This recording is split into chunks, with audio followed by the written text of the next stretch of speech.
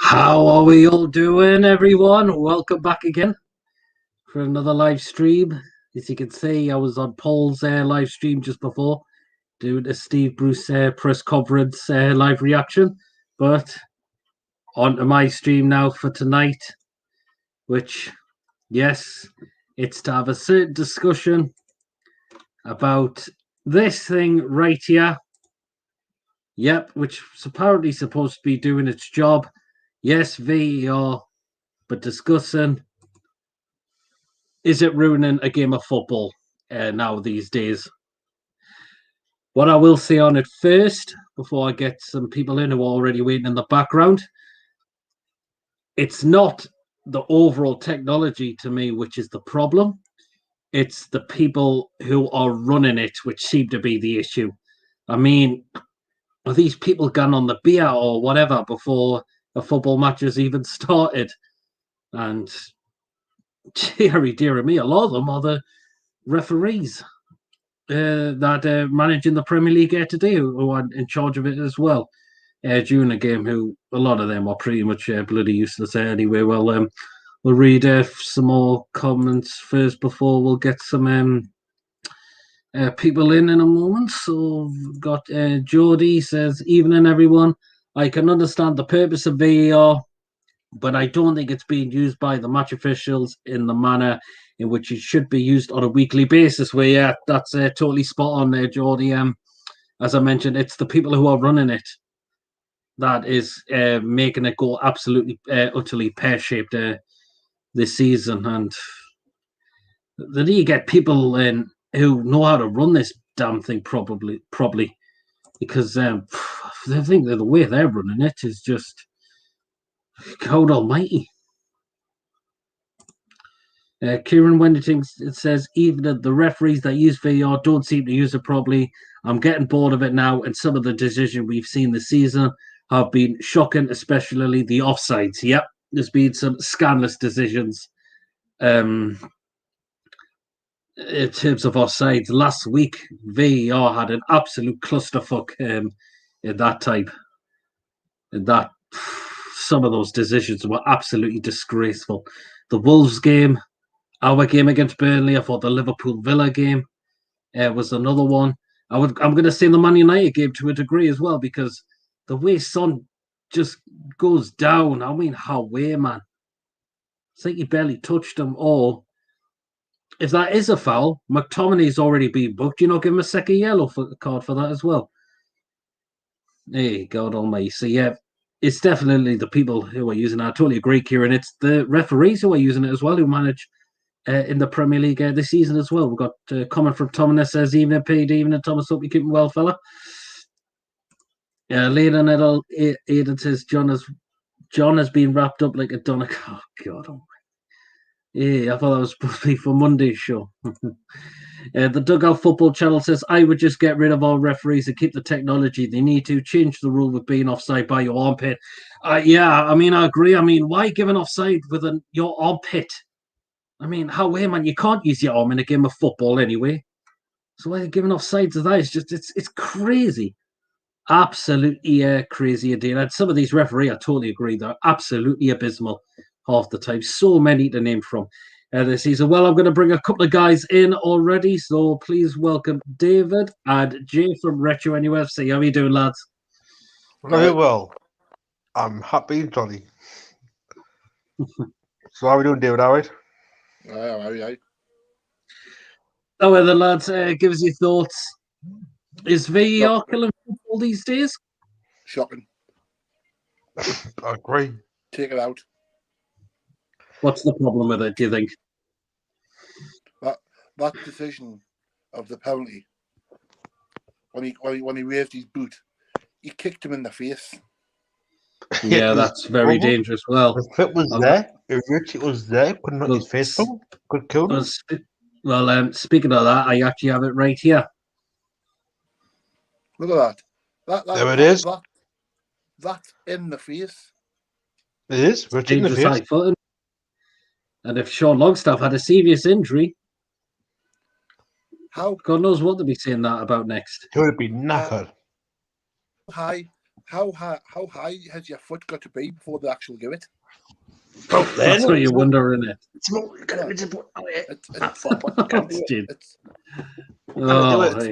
off. Can you? It's off the floor. Studs are shown. Yes, I totally agree. A bit of a card. You know, I'm a qualified referee, and I knew that was a penalty. That should have been a penalty in my eyes. I wouldn't even need to go to VAR for that. That was just definitely not. blatant, obvious penalty. Yeah, It should be a red card and a penalty to us because that VAR does not work at all. I wouldn't say it was a penalty. I wouldn't say it was a red card. I would say it's a yellow. But it's a high boot. Do you think it's the technology themselves or the people running it? I think it's the people who are running it. Yeah, it's disgusting. I mean, other countries seem to be working it fine. He could have easily said to them, right, I want to review that. I want to go to the cameras and have a look at that again. Yeah. Yeah, he could have asked, was it Anthony Taylor, the referee? He could have gone over and asked them to check it. We should have. To see what they've said then.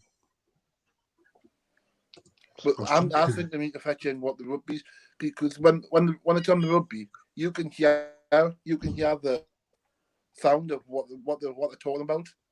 I think that's what they need to fetch to the football side of things. It does. It's true. Yeah, the VAR. Because VR does not work in football. It doesn't probably because you're waiting about 10 minutes for a decision. It's like just type then, get your sound done with. In with offside, you change the offside rule. That's a pair of bollocks. On pitch. I mean, this given offside for arms in an offside position. I mean, it's just you can't use your arms in football. No, you can't. You get sent off for it, or you get there in a car with that. I mean, it's disgusting. What do you think we're playing? We're basketball. Right. Probably I. Well, another decision. Speaking of an odd pit, this ended up happening last Friday in Fulham v Wolves. I mean, that is a disgraceful decision. How can that be offside? He's blatantly onside there. It is. He's onside. You look at it, and you see the Fulham's bloke is sticking more over the line than what the bloody Wolves player is. Yeah. Yep. If you think about it, his hand's over the line, and the Wolves player's hand is on the line. Yeah, I mean, it's just... Yeah. Well, video technology for you, Peter. Yeah, I totally agree. The fetch all this technology in, and they haven't tested it enough for it to No. I haven't trusted it properly. That's the thing. Well, we're asked for some more comments. Jonathan says, "Hi, Peter. How's you doing, fella? Yes, I'm very good, thanks. And yourself?" Paul J says, "Evening, lads. Evening, Paul. Hope you're keeping well as well." I have no last name. We just need better officials. I totally agree. Some of these officials we've got in the Premier League kind of run a piss up in a freaking brewery half the time. Peter, what's a beer in your lifetime? You know who I'm missing? Do you know that old referee, the Bardi Heat? Oh, Khalid.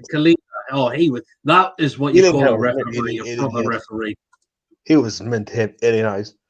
The alien. That's what we need back. We need him back. Oh, you need someone like a kind of referee like him in the Premier League. He'd be funny. Even if you kind of do the refereeing side of it, why not do the VAR side of it? Aye, exactly. Gets back in football again. He's good. Referee. Paul says, David, you have to talk to John about his lightning. I can see you've got your lightning correct, David. If anyone didn't see the Four Horsemen I'm only using one of them. Well, that's good. That's good. At least it gets a good image on camera. But a lot of people were having a bit of an issue. People said they were having a bit of issue. They couldn't see John's face in the camera, and all you could see was his teeth half the time when he was smiling on camera. I mean, that was hilarious. Well, the Four Horsemen. It was dead funny. Like I was pissing myself laughing. I'm like, teeth, flail, not happening. It's crap, isn't it? Absolutely crap. Yeah, all it is that one there. Yeah. And that's it. That's all you need. Yeah, that's some kind of good light you need, and then that's good. Mine's there. Above me head. Mine's just there. Aye, light. I've got safe line as well. £2, Some that's all more. you are. Well, that's not too bad then. The dugout football says, see with that decision anywhere else on the pitch that's given as a free kick. So why? Because it's in the box, it's not a penalty. Stonewall penalty not given. Yes. Also, the game, another high boot, but they gave the free kick for it. But again, no penalty. Disgusting. VAR. But we're gonna. I'm past Canberra VAR. No, it should be banned. Should be banned, or you need every football game. It should be banned. You need correct people who are running them. I still think I want to win tomorrow. Layla says the West Brom one was the worst of the season for me. Speaking of that, I actually have a photo of that as well, right here. Oh, was that? Oh, the hell. Was that a foot like, Peter? Offside. That's not offside, that, man. That's not offside, that. That's pretty not offside. I mean, that's another joke of a decision as well, I must say. That's shocking, Peter. That is shocking. Who are we checking it for? West Brom. The West Brom player there. I think it's number 5. Yeah. Number 5, David. I mean, that is just... That's not outside, that, man. His foot's on the line. Yeah, you look at his leg, it's... Yeah. And one's like that, and one's like that. It's like that, better that way. Boots. It's in line with his. Yeah. Mm-hmm. That is shocking. That is just shocking. That, like. So how can I say that's an offside? Exactly. Question. How can you say that's an offside? It's pretty onside. It's unbelievable, isn't it? I mean, jeez. You know, they want to. I'm a qualified referee, and I'll get that right. Paul says VAR in other countries are actually in the stadium and not in an office 50 miles away. Yes, spot on. Yeah, there. Yeah, Paul. There we go. I mean, all the other countries know how to use it. I think that's how it doesn't work. Why not have the VAR hub outside the ground? Have a mobile one outside the ground. Why not? Yeah, I totally agree with that. Easier. It'd be easier. You know, save money. You can have several box ones dotted around the Premier League. Exactly, little big one and brown or something. I don't know what a stand or something. Just put them there, lock it up. Do you know like what the NHS has got? One of them things. You can have one of them dotted around in the Premier League. That'd be easier. Not easier. Yeah, I totally agree with that. Or face each in it with VAR. That's it. There you go. Happy days. Problem solved. You could have if they want, they could have a fence around it so no one can get to it. I agree. The dugout football says, I agree. That was awful. Get the wrong man and drawn the lines off the wrong man. Awful. But I couldn't agree more there. It's just disgusting.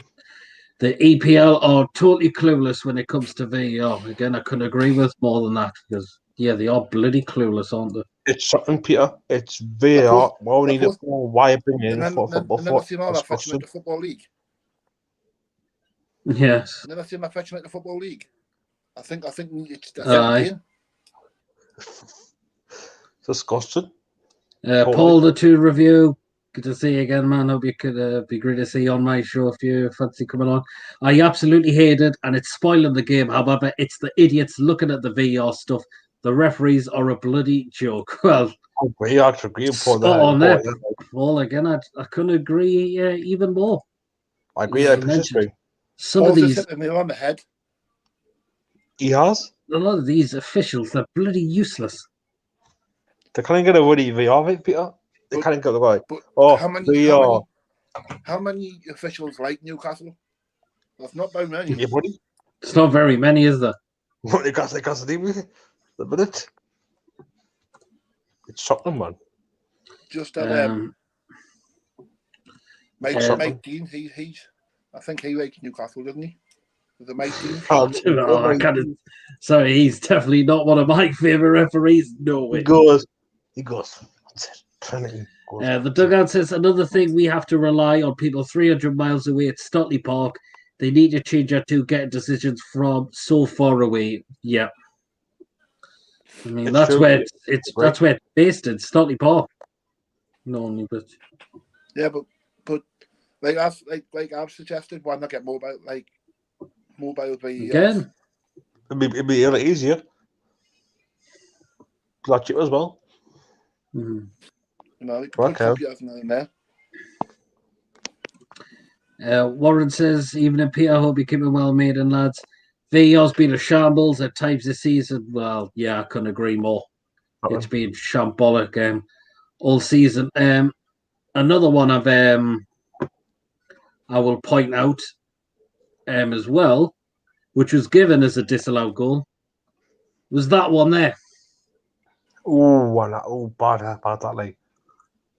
But that coming in song, bloody hell. The thing is, I've seen that over again. McTominay barely touches him, and Son goes down as if he's been shot from the top of the stadium with a bloody sniper rifle. What a baby! Is that connecting to his face? True, but there's not a lot into it. I think McTominay is trying to get out the way to get up on that ball. But yeah. But another thing is them as well. His hand, sometimes is going to grab his shirt. So then it's 50-50. It is. I agree, David. The thing another about is McTominay he's on a yellow card in that point as well. And right. So you either give him a second yellow, or if he has connected with his face, you can give him a straight red for that. Because again, you can't be known to get away for that. I think it was Chris Kavanagh who was the referee in that game. He only disallows the goal. Again, if he's disallowed at the goal, then he's got to book McTominay. For that. It's disgusting, Pierre. It's disgusting. It's unbelievable. If he's got a yellow card, it's a second yellow, and it's a red. He's off. Yeah, that's the thing. You can't just disallow the goal and not give him a yellow card. Yeah. Bod says PDP, even I'm not keeping him well, mate. Warren says so many baffling decisions I can name off. I've thought last weekend was worst season. Well, as I mentioned, AR had an absolute disaster last week. It certainly did. Yeah, Newcastle. We had another one tonight, didn't it? No, it did have another one tonight. Yeah. Did it? I can't really tell. Yeah, and what game was it? I can't remember who played. Can't remember who played tonight. I know Everton and Spurs are playing now. Everton, played Everton tonight. Everton tonight. Yeah. Layla said John's room is too dark. I'm not too sure. Layla says John's room is too dark. Said Joe Linton said, honey, I can't do anything. Joe Linton said, let's go out and... Oh, God, Layla. Oh, what a joke that is. This is supposed to be a VAR. That's supposed to be from Monday show. Oh, my God. Oh. Your shows are just getting as filthy as blooming Peter's and Paul's. Paul Jess says EFL equals money, VAR equals money, totally corrupt. Yes, I totally agree. Football, to me, it's all about money now these days. It is. It's not all about the game and that. I mean, I think money in the football now these days has completely ruined it. Yes. All I can say is McTominay. I can't say Hughes. I can't either. I want to say Tomlin and Song Peter. Oh, we'll get back up. I forgot that was still up there. Yeah, hello everyone. We're back again. We're back again. Back up. Anyone could see us there when I was reading the comments. Apologies about that. Layla says, I believe John's Wi-Fi is as slow as Joe Linton. Oh, God. Joe Linton. See that one? Make an Elfie Puffy. You guys see that one?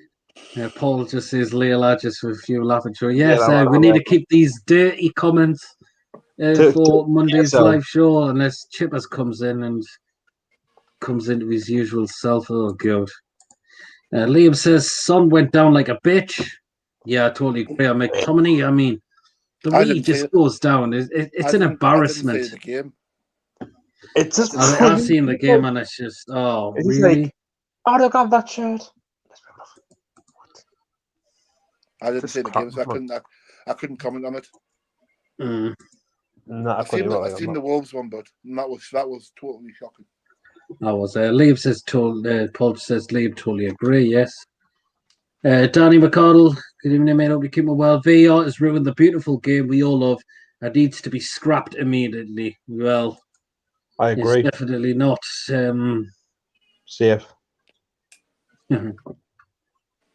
Just shocking. It's more time. Liam also says VAR is why I've been watching the National League and not the Premier League, minus the Newcastle games. See a lot of these non-league, lower league clubs just play for their own club now with these days. The do, Peter. It's true. Yeah, you do get that. Yeah. But what would have happened if Longstaff had concussion? Exactly, that could happen. Or even worse, a broken skull. Yeah, come in hospital. Come in football. It is no. Then what would the referee think? Well, County. He hasn't touched him. Yeah, Paul says games back in the 70s were enjoyable and the players were tough. Yes, I totally agree. That's when they had leather balls. Yeah. Oh, they were hot balls. Layla says John and Joe Linton. Oh, God almighty, Layla. The new Cleveland stream. Cleveland clear. Oh, God. Oh, this is Monday's kind of stuff. Oh, my God, Layla. You get us back. It's bloody chippers. She's getting the ball says Layla. Oh, yes. Liam says Longstaff could have been killed. Do you know how dangerous brain damage is? Exactly. And a high boot as well, full on studs. Yeah, couldn't agree more.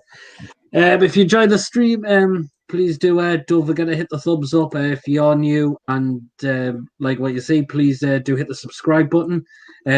We have Jay's on the show at Red UFC. He's a YouTuber as well, so feel free to go and sub along to him if you haven't already done so. He does a lot of Newcastle content. And were you starting up again with YouTube again, David, as well? Yeah. I've got a live stream on I think it's tomorrow night. Oh, the candy that's after the Morris game. Nice one. So I've got Sam on there. Oh, nice one. So if you want to check out David's channel, feel free to do so. Just to let you know, guys, if you want to join in the live stream, the link is pinned in the comments. Well, in the live chat, and it's also done in the description as well, and it's also on Twitter as well, in case if you can't find it. So there's the link if you want to join in tonight's live stream. Get your thoughts about this wonderful technology that's happening in football these days. Not. It's true. It's shocking. We should do it. VR was free. Would you do VR for November freeze? Could do it probably certainly better job than what they're doing. Good, Peter. Probably good. Liam says, imagine the media if someone like Kevin De Bruyne got booted in the face. Yeah, exactly. You'd be like, "Hey, stop!" It would be a media penalty. Well, a lot of these people who were on the panel on Sunday, the likes, it was Micah Richards, Jamie Redknapp was another one, and they said penalty all day long. Very keen to see him. Dermot Gallagher, referee watch on Sky Sports every Monday, he said that was reckless. Could have been a penalty. The person who said it wasn't a penalty was Mark Clattenburg, former Premier League referee. So good. But how can he say it wasn't a penalty? He said because Tarkowski's getting his foot on the ball to clear the ball away. Fuck crap, man. Oh my life. Can I go outside and come back out again? And then about VR? Mm-hmm. He didn't get the ball. He didn't touch the ball.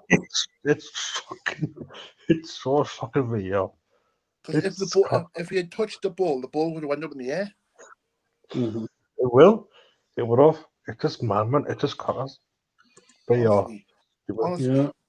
Layla says, Joe Linton run around like hungry camels. She's getting as bad as Chippers. She really is.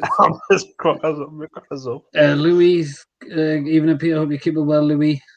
Liam UFC, I think we should buy VR. I think we should buy VR with our pocket money. Pocket money? What we get? Dan Graham, good to see you, bro. Hope to see you in the live stream at some point. One more game because we've got another guest waiting in the background. Layla says, what did the fish say when he swam into a wall? Go on, this is probably one of these dad jokes. Paul just said, lads, you probably don't remember, but the US Soccer League back in the 70s used to have an offside line in between the halfway line and the 8-yard box. Would you like to see that in the Premier League? I'll let you answer that one. I don't know. Really, would you? Lads. That's an interesting one, like I must say. Yeah, he is actually as well. Actually, it's a good one. The US League in the 70s. Liam says the Big Show and Sheamus would have been proud of that. It probably would have been. Kane to a degree, possibly Undertaker, any other superstar that does these big boots in the WWE or the wrestling there nowadays. Well, welcome into the stream. Mr. Sharky, Toonami TV. Evening, mate. How are you doing, man? Yeah, I'm all right. I've just watched the basketball. Good result for the Eagles, so I'm happy. Did they win? The last two quarters were just breathtaking. Like how Newcastle Eagles pulled that back from 11-point deficit. So say 11-goal deficit. Newcastle couldn't do that. 11-point deficit. That was amazing. Okay. Very true, Rob. So as you know, Sharky, this is about this wonderful technology that's supposed to be working these days. Is it killing football these days? Or is it? I think when I look at VAR, it's not the technology that I have a problem with. It's the people who run the technology that are making it difficult for themselves. Like the simple calls. I mean, a toenail or your armpit or your hair being out of place, being over the line. Come on, man, get off it. Do you know what I'm saying? You should give the advantage to, the side who's going for the goal. Do you know what I'm saying? It's just something's not quite right, and I feel like it's become an embarrassment. The more you watch the Premier League, the more embarrassing it's becoming every single week. Well, I'll go back to that what we had last Friday in the Wolves game. I mean, again, just look at that. For me, that's onside. Like Wolves should have scored there, and I feel like Fulham have got away with one. I know we got away with one when we took on Spurs earlier on in the season, but for me, that I don't get how that. I don't know who that is now for Wolves. I don't know how he's offside. He doesn't look offside anyway. Podence, I think that is. Him. For me, he looks onside. If you compare both arms to where the hand is, he's onside. Yeah. I mean, it's just ridiculous, man. It's just ridiculous. Sharky, we'll go back to our game last Sunday. At first, I was talking to you and I was saying, oh, actually, that doesn't look like a penalty. But then the more you watch it back, it's a high foot and it's a red card. He's got to go. Yeah. At first, though, I wasn't sure what to make of it because it was sort of in the action. The angle that I got didn't benefit me up until when I got the second and third one, like a few minutes later. I'm thinking, yeah, that's definitely a penalty. It's a red card. And if we got it back to 1-1, which we did do later on in the second half, then it could have changed the game. You know, Burnley obviously would have been, lack of confidence. I know they were 1-up at the time, but for me, it's talking about consistency in the Premier League, and we don't seem to get it, unfortunately. It's not just happening to us, it's happening to a lot of clubs. It's just, we're meant to be the most watched league in the world. Everyone's supposed to enjoy it, but when you've got decisions like this happening, no wonder people are turning away. Yeah, another one I'm going to point out. I'll show it again for you, Sharky. Did you agree with this? Oh, is that when Man United scored? Yeah. I bet the goal should have stood. At the end of the day, it's a contact sport. Has he meant to do it? That's the thing. You wonder if he hasn't, you allow the goal. But if he has meant to do that, McTominay's on a yellow, already on a card. You send him off for that. Yeah, I mean, in my opinion, it's a 50-50 call. For me, I look at football as being a contact sport, and that's got to be given. Yes, hands and arms and whatnot can be flaying around. You know what I mean? People, players will put their heads where it hurts. But listen, I just think you should give the benefit of the doubt, in my opinion, rather than give him another yellow, and send him off. You want to try and keep 11 men on the pitch for both sides, and I feel like Manchester United were hard done by, but just as well got the result, obviously, in the second half. Yeah, they massively turned that around in the second half. There's one I forgot to show her before. That was from Anfield. What about this one? Oh, that's another close one. He looks onside. He's onside. Does that? That was another one that I thought was onside. It was very, very similar to the one against in the Wolves game when they were playing Fulham. I don't get how they can justify that being offside. If you look across the line, that's why we've got the technology. If you look at it close up, how can you judge that being offside? It's just... It's true. Something just isn't right in this league. And as I've said before, the technology can work. Each foot's in line. But the so-called referees, those who work at the Stockley Park, they need retrained. That's not been horrible. They need retrained in order to do the job properly. Mm-hmm. Yeah. Right. The love of the game's totally gone, man. Honestly, the game's gone in the Premier League. It has until it's sorted out. And you think about it, right? They're making mistakes when there's less pressure on them, when the fans aren't even at the ground. Imagine if they're making these mistakes next season and the fans are in the stadium and they're delaying it by like 5 minutes. It's going to be absolute hell on. Yeah. Right, man. You're right to bring them up because they're all, for me, comical. But comical geniuses what they are. Not. Hi, absolutely. I mean, it's been so corrupt there this season. VAR, I massively say. I mean, it's shocking, lads. It's shocking. It shouldn't be here. In this Premier League, it shouldn't be here. It should be back. It's the people who are running it that just don't have a clue. It was only tested in one event. It wasn't tested enough for me. I'm all for VAR. Like, I'm glad it's in because it makes the game fair. But at the same time, it's the people who run it who need to be retrained in order to get the correct decisions and get the final outcome. Because sometimes the more you watch it back, the more you just have to laugh at the decisions that are getting made. Yeah. Do you know what I'm saying? You just got to give the benefit of the doubt sometimes. Yeah. By the way, as well, just to mention, we're meant to be one of the best leagues in the world in terms of pace, how fast the game gets played. It's slowing down like every 5 minutes. It's like injuries, or it's like VAR. You say, what the hell am I watching this for? I just thought last weekend was an absolute embarrassment, to say the least. Yeah, we won that game by the second half. I've seen non-league games run better. Yeah, I couldn't agree more.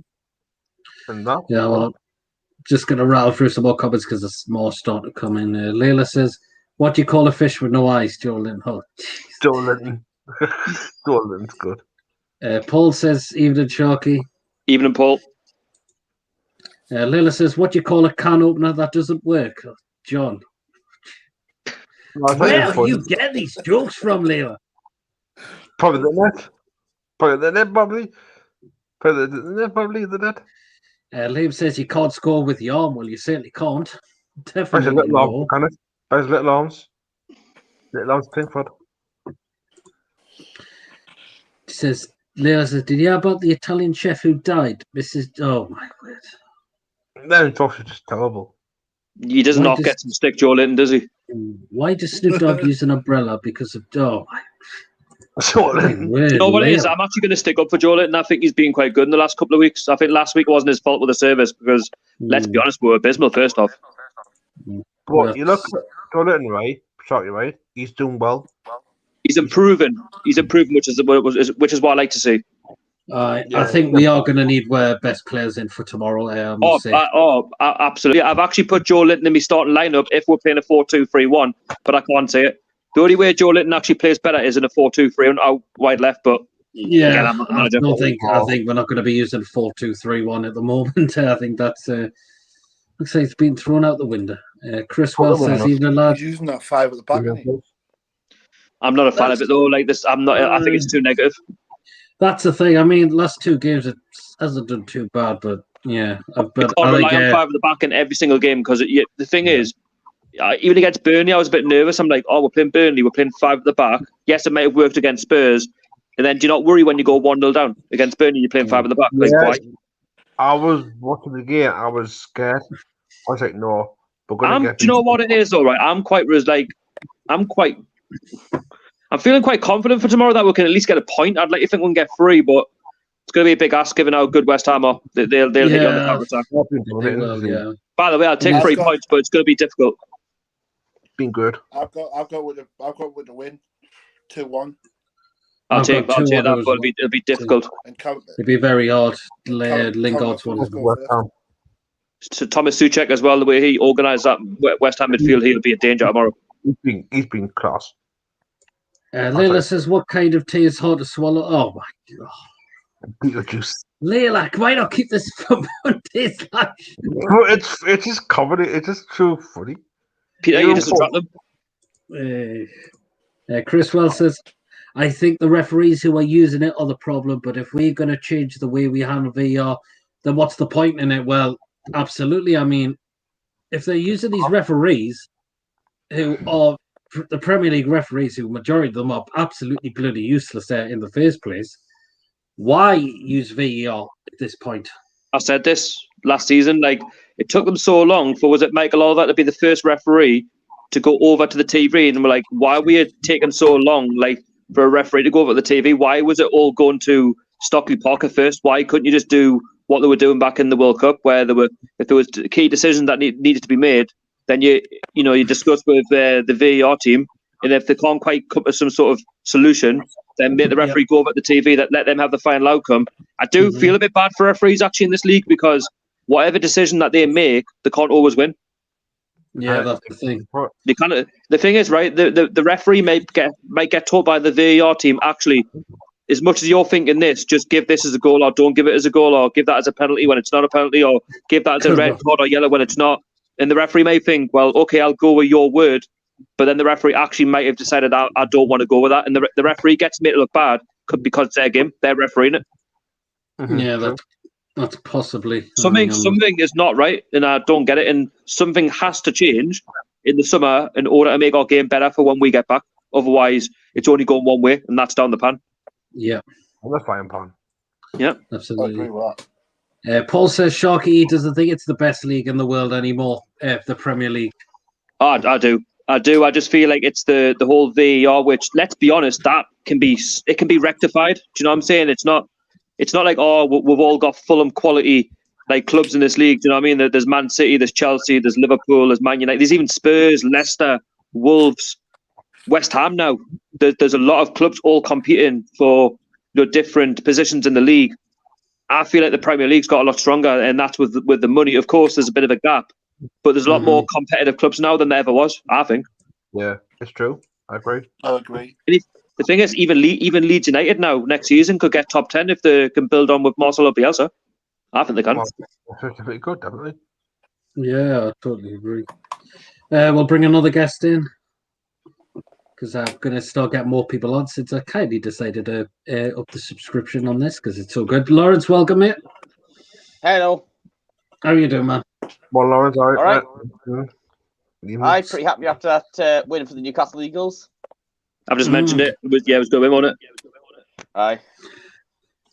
Go on then, Lawrence. Gives your thoughts on VAR. Is it spoiling football these days? It can work. You've seen it in the Champions League. Remember the Raheem Sterling goal that got chalked off and for offside, and in the Champions League against Spurs. We've seen it in the last World Cup. It's worked, but in the Premier League, we're not using it correctly. Yeah, I totally agree. I mean, I'll show you these. I mean, you get to the point where I'm going to go through these images again because some of these. Go on then. I mean, the first one I had up was from last Friday. I mean, something's going wrong here. Peter, I'm going to shoot off now. All right, no problem. All right, then. Take it easy. Yeah, no problem, David. Please do check out David's channel if you want to. And thank you very much, David. And I hope to see you again soon. Right, see you later. Bye. See you, David. I'm going to mate. Yep. As well, mate. All right, no problem. Jay, what's he doing, mate? Please do check out Jay's channel, as I mentioned, Retro UFC. And he's done a preview of the day, and he does a lot of Newcastle content as well. So go on and subscribe to him, and I think you really, really appreciate it. Thanks very much, Dave. Catch you later, man. Yeah, well, Lawrence, go back. I mean, that one that was given there. I mean, that is just ridiculous. Exactly. I mean, we're getting to the point where a slight bit of your hair could be offside, and the guys at VAR will say, "Nope, you got to disallow the goal."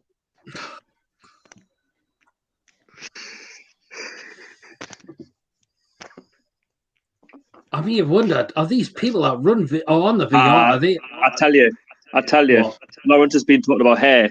So, do you remember when Fulham took on Leeds about 3 weeks ago? Leeds had a goal disallowed for Aylan. His hair was offside. That was honestly. So what happened was he scored a goal. Well, his hair was fine, and then as he ran towards the ball, his hair went out in front. So the disallowed for his hair being offside. So Fulham got away with it.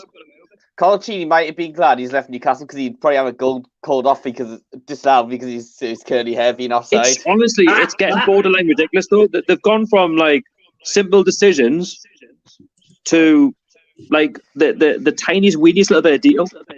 Aye. We'll write through some more comments because a lot of them are coming through now. Liam says, thoughts on the rumours that Eddie Howe will talk to us? I would take him. Yeah, but I'll take it with a pinch of salt. When you get rid of Bruce first, doesn't want to leave. Exactly. Fine. Paul says Liam doesn't think. I don't think he'll come. Well, don't rule it out completely. You never know. Lila says John needs a light more than. Oh my God, Liam. That's bad. Liam says this season West Ham is our 11-12 season, and look what happened after that season. I mentioned in the group chat. Yeah. We'll quickly touch on West Ham. If they're going to be in Europe next season, do you think they're going to finish as high in the Premier League, or do you think they could go slump down the table like we did? Well, first off, if they're going to get in Europe, they actually need to do it properly, not get beat off that Romanian side. It was Astra Gugu that Tom called them. We can't score against Astra fucking Gugu. But seriously, I think the worry for it is that their owners kind of mind us a bit like actually sometimes they'll back the manager, they'll look all right, but then they'll spend a little money, then realise why the fans didn't like them. Yeah. Dan Graham says most improved player last month, Jacob Murphy. He's done brilliant since he's come back to the side, and he now deserves a shot throughout the rest of the season. What do you think? Yep. We need to sort out his new contract because he hasn't got a new contract at the moment of time, has he? No. I think we need to get that sorted 100%. I'm going to bring Liam in the stream. Good evening, mate. How are you doing? Yeah, I'm all right. Even Liam. Oh. Well, then, what's your thoughts on VAR then? It's a disgrace. It's a disgrace. It's the reason why I prefer watching lower league football. Mm-hmm. I mean, let's say if I went to St James's Park and we scored, you can't even celebrate. No. Yeah. 35 quid right down the drain just to sit there for 90 minutes and do nothing. And plus, don't forget my train fare as well, Sharky. Oh, Yeah, exactly. yes. True. You live down London, don't you? Yeah. There is. I'm not going to say where, obviously, but I know you're in London. Layla says that I think the referees are as useless as John Lights. Ah! Do you know what I'm a big favour of? What they should do in the Champions League? Like, mixing the referees around a little bit. Let's get some referees from, like, Germany and France and that. I think it's great. Yeah, I think VAR runs a better job in all the other countries, but over here, it's bloody... Oh, no, like, not just that, like, referees in general. So, like, we'll have a German referee, we'll have a French referee, we'll have someone from now, like, Luxembourg or something.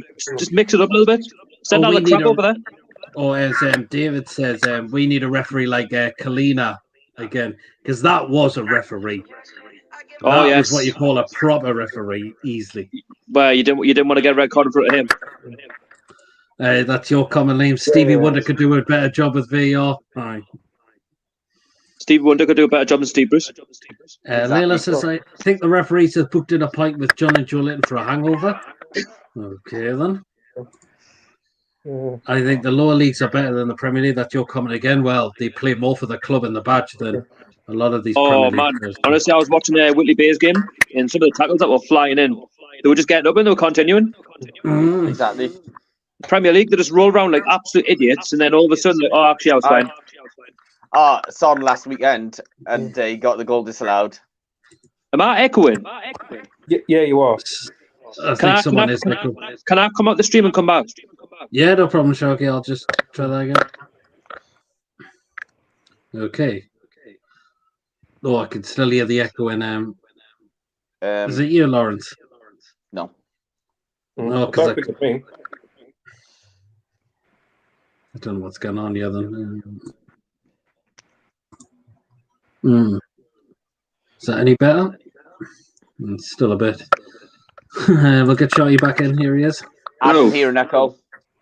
It's fine now. All right. I don't know what's going on with StreamYard. It's on the mess. Fine. I think the Premier League again. Oh my god. Tell you what, do you mind if I just I'll take us all out and I'll get you back in? See if that makes any it's better. easier. Sure. Okay. All right, hopefully that won't echo again. Hopefully we'll get the back in a moment.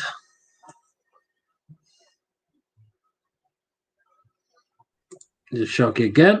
Hello. There he is. No, that sounds good. Yeah, it's good. Wait for Lawrence and Lee to come back in, see if it's improved then. What happened there? I don't know. StreamYard just having a moment, mate. Don't worry about it. It's just technology for you. Technology. Don't worry about it. There's Liam back. I can't hear any echoes. No. Nah, I don't know what was. I think it was because there was too many people in. I think StreamYard got a bit dodgy. Well, the thing is, I've upgraded my subscription, so can't allow more people in now. Oh no, it might be like StreamYard though. Like, it won't be you. It'll be StreamYard. We'll try Lawrence again. There he is. Hello, Lawrence. Hello. Yeah, that's fine. Archer, there's one before that. Liam says that's your comment. I think the Premier League is weaker than the time. Yeah, I couldn't agree more. Archer, oi, bro. Hope to see you well, Archer. Next comment, Handlebar Man. Yes. If anyone didn't see this live stream, we were comparing Archer to this person right here. Oh, I've seen that on Twitter. Oh dear. Yeah, I can see the resemblance. Well, I'm going to wait for Archer because he's kindly let me do something when he comes in. So hopefully he'll join in very soon. Alan says, you hear the Saudis have got Big Boris to have a look at the FA B-knobs with our takeover. I heard a rumour about that. I'm not gonna lie. I'm not thinking about it. Nah, same. No, neither am I, to be honest. I'm more focused on supporting the team for the rest of the season. Same. I'm sick of hearing about it though. Every blinking week, the summer holidays will come around. Oh, takeover central. I'm not even bothered anymore, mate. I'm sick of it. Anyway, speaking of Archer, here he is. Harry Archer. What have you done? I've shared. Oh, I was going to say something else there, but Otter, you've let him down. You've really let Peter What down. have He's you- not happy with you now. what have you? You said you trimmed it halfway, but you've shaved the bugger thing off. I know. I'm gonna have to say this, Paul. If you're watching, I think you need to come in and have a word with Archer. This What number did what number did you use? I just shaved it all off.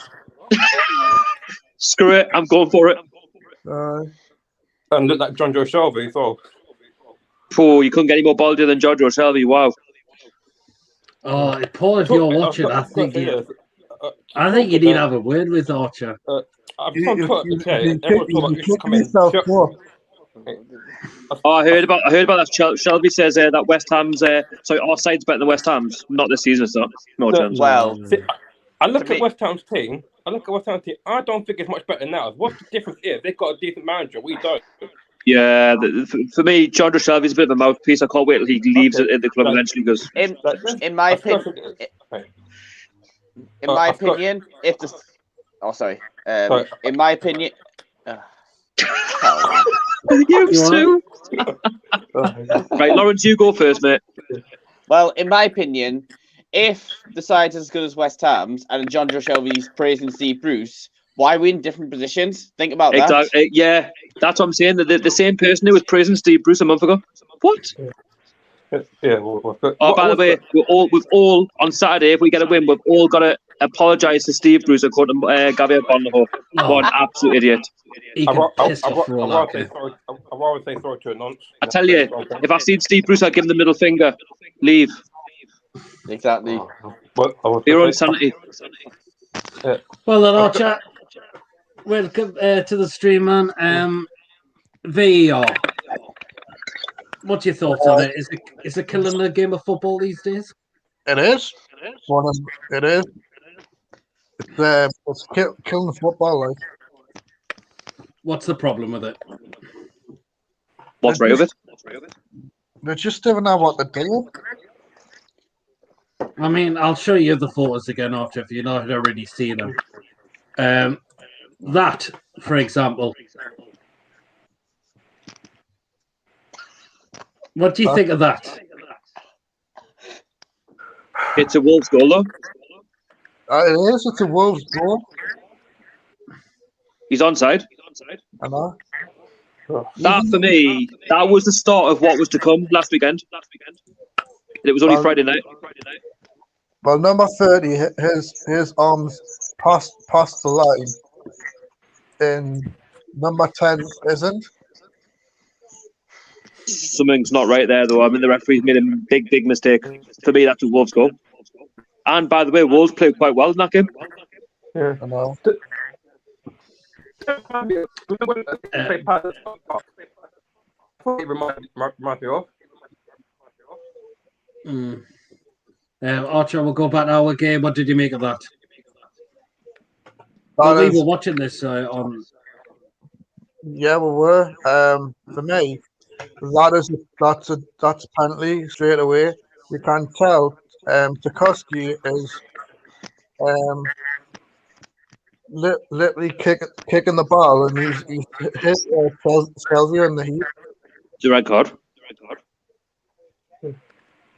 He's caught him in the face, though. I know. Absolutely, completely. Well, just to let you know, full time from Goodison Park. It finished Everton 2, Spurs 2. Peter, did you go 2-2? I did. Oh, mate, have I? Yeah, that's why he's reading that one out. Nah, I'm only joking. Hey, I didn't think it was going to be a 2-2 game. I was thinking of 2-2, but I went 1-1. I'm having a mare in these Premier League predictions. I'm having a mare in the Premier League predictions. You know what? Watch it finish 1-1 tomorrow when I've predicted 2-2 between Newcastle and West Ham. Oh, I hope it does finish 1-1 just for the sake of that. But I hope I get 3 points up. It's not about my predictions, it's about the teams. Yeah. We've got one more person for me to come in the background. Alan says, what's your score prediction for tomorrow? 1-1. I'll take it. Thing is, would you take a 1-1 draw against West Ham, though, just to keep it ticking over? I would. Keep it unbeaten. Yeah. Archer, what are you going with? I've gone with 2-2 because I think there's definitely going to be some some Goals. goals in that game. Lawrence I said 2-2. and Lee, what are you going with? 3-1 West Ham. No, you're going for West Ham. To be fair, they are in form though. They are scoring goals. That's why I've gone for a 1-1 though, because I have to be realistic. Peter, would you take a draw though? I know you've gone for a win, but would you take a draw? I probably would. I wouldn't be the worst result, I must say. Matthew says, in my opinion, we should scrap VAR, replace it with a brand new state-of-the-art technology. It's called... Oh God! Yeah, I've just read it. A massive crap. Good one. Alan says a perfect example. Shaw got booted in the face, and they said he drove in. To be fair, that's what I thought at first. I thought he's just put his head down, but the more you look at it, it's typo though. It's right card. You need to look at it a few times before you judge, like too quickly. Yeah, exactly. Well, welcome into the stream, Mr. Dan Graham. Hey, Dan. Well, there I am. You all right? I can see you. How are you doing, man? I'm okay, yeah. How are you guys all doing tonight? Very well, good. Very well. Eagles won, so I'm happy. Yeah, and I can finally say my beard is once again bigger than Archer's. You haven't shaved there, Dan, but one dude below, right next to you has. And I was going to say you look like Glemmy from Motorhead. Yeah, nice one. And Paul says, "Oh, Archer, what the holy fuck have you done? Where's the montage gone? Paul, why don't you come in on the show and you can tell him directly then what he has done." Archer doesn't feel to surprise you.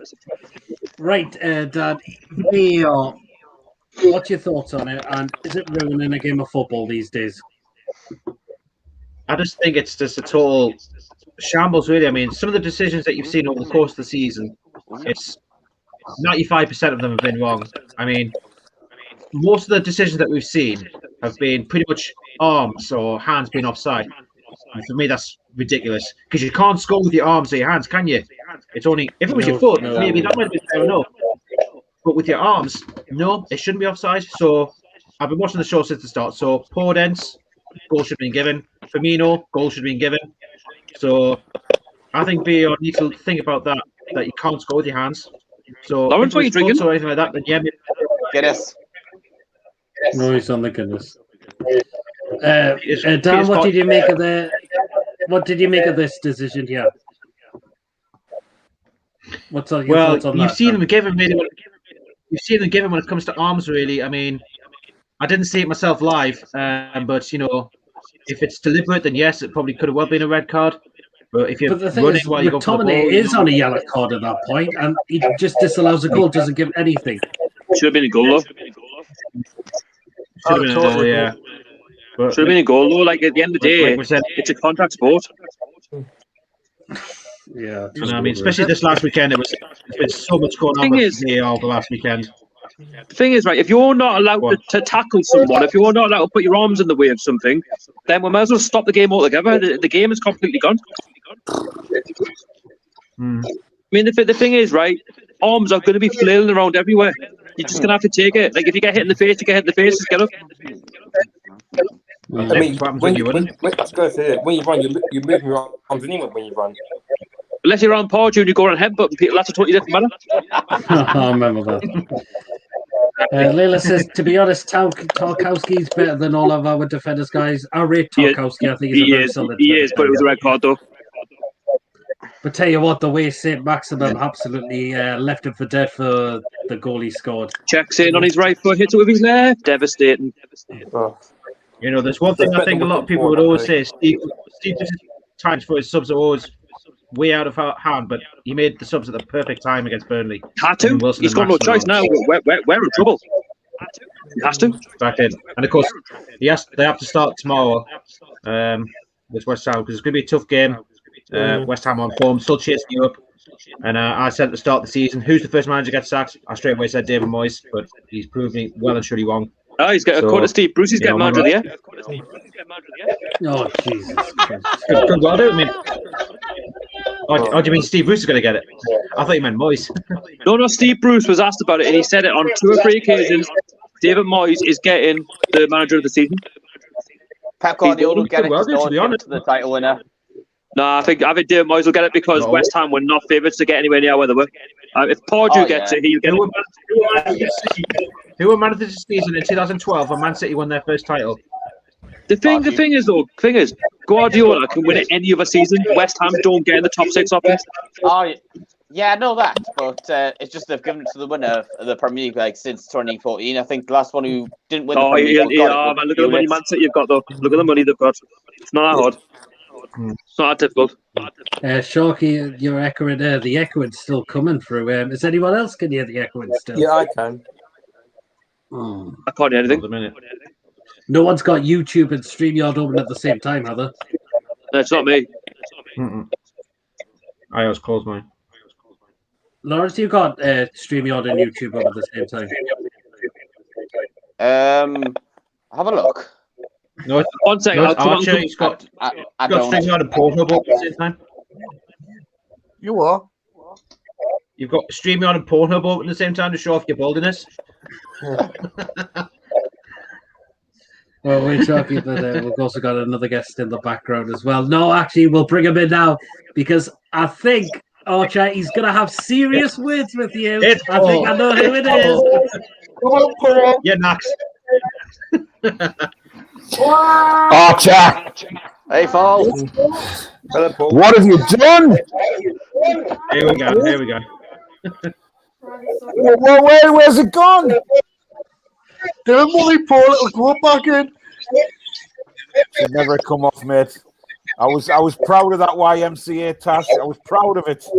What this one here, Paul? There you go. There he is. Hey!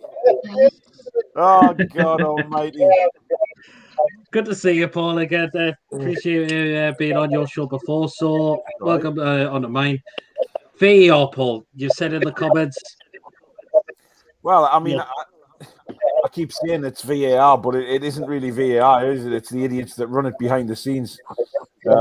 It's the referee, it's the officials who aren't good enough. Simple as that. I mean, but then again, there's these stupid offside rules and stuff like that that are just it's beyond a joke, man. You know, you need to just get rid of the stupid lines on the screen and stuff like that because that's just pathetic. It's spoiling the game for everybody. But the need to have proper officials behind the scenes, not the referees, just get other people in to run VAR and let them make their minds up. Like ex-professionals, for instance. Why can't the ex-footballers do it? Because the officials are pathetic. When Man United play, they're going to bring Howard Webb in all the time for VAR. Yeah, exactly. Oh God, he was an awful. Or for the Sunderland game, it's going to be Mr. Blobby, as we've all said. Right, exactly. I mean, Paul. I mean, this decision here. I mean, how pathetic was this? Well, I mean, really. I mean, who's offside there? You know what I mean? It's. I mean, what is little fingers offside? Maybe. I mean, come on. I mean, what happens? What happens if in doubt? You know, give it to the forward. I mean, it's just. You know, like I said it before as well, with the arm as well, you can't score with the arm. So I take my point really. I mean, I think they should really do put that in the point really about the arm. Totally agree. Unless the goalkeeper's going offside.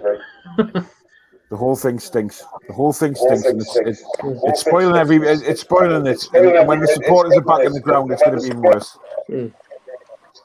Yeah, I heard Archer was going to try to go for Newcastle, and they put him offside for his tash. Now that's why he shaved it. Well, I remember I was in the ground when Yedlin scored against Bournemouth, and it took a while to wait for the goal to be allowed. I was thinking, oh, come on, what are you doing? Give the goal. Eventually they gave it, but it was such a long wait. By the way, Peter, the echoing. Yeah, I can hear it. Who is echoing? I think it's Dan. Is it Dan? I think it's me. I think it's because of the connection. The connection's echoing. It's slow. If you notice when Dan's moving, he's really slow. Apologies, Dan. I'll just drop you out, drop you back in to see if that makes any difference. Is that any better? There you go. Better. There's still a little bit of an echo, but not anywhere near as bad now. Right. Yeah, I can. Yeah, but it's a bit more better. I'll see if Dan will come back in. Layla says John needs a light more than. Oh, did John? Oh, for fuck's sake. Oh, Layla, man. Yeah, Layla says you're echoing. I think I don't know how the echoing's coming through. That is the thing. It's whoever's got a slow broadband, mate. That's the problem. If you've got a slow broadband connection, it'll echo because the sound's coming through later. Mm-hmm. So, like, you know, it's you can see whose broadbands are slow by when they move. Yeah. You've frozen a bit now, Paul. Apart from Archer, who doesn't actually move at all. He's just like some kind of mummified being in the bottom corner there. Well, speaking of Archer, you give me permission to do this, so I think we've got to do it, all right? Go on, then. Is it a Right, video?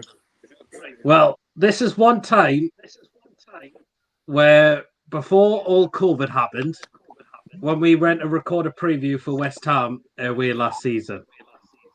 And Archer, he showed up full on shaved. And I asked him why he came in full on shaved. We are talking about his face here, aren't we? Yeah. And we're done back again. Right. And this was his response. Here we are. Then you ready? I'll get you. Yeah, then we'll play the video. You ready then? Archer's response when I asked him why he had a shave. How you doing? Why have you had a shave, may I ask? Because I have. I'm making myself beautiful.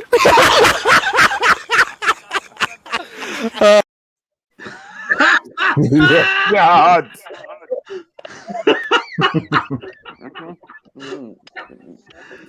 Archer remembers. Dear God. Trula says, "Hey, Proudlock, all hope you keep well, mate." Yes, looking better now. Is shite. Right, Peter, I'm going to jump back out because I've got to go and sort the kids, mate. No problem, mate. Just for All right, popping on see you later, Paul. Catch you later, guys. Please check out Paul's channel at the 2 Review, and you've got a match reaction tomorrow after the game. Aye, 2:30, mate. Yeah. No problem. Right. Catch you later. Take care, everyone. Paul. Thank you very much for popping on.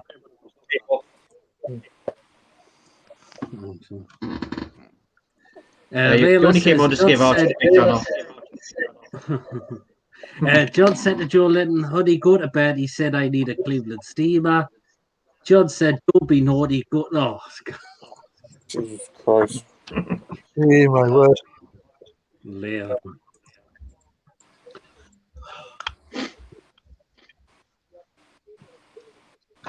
So, Archer, any other problems you've think's gone wrong with VAR this season as well?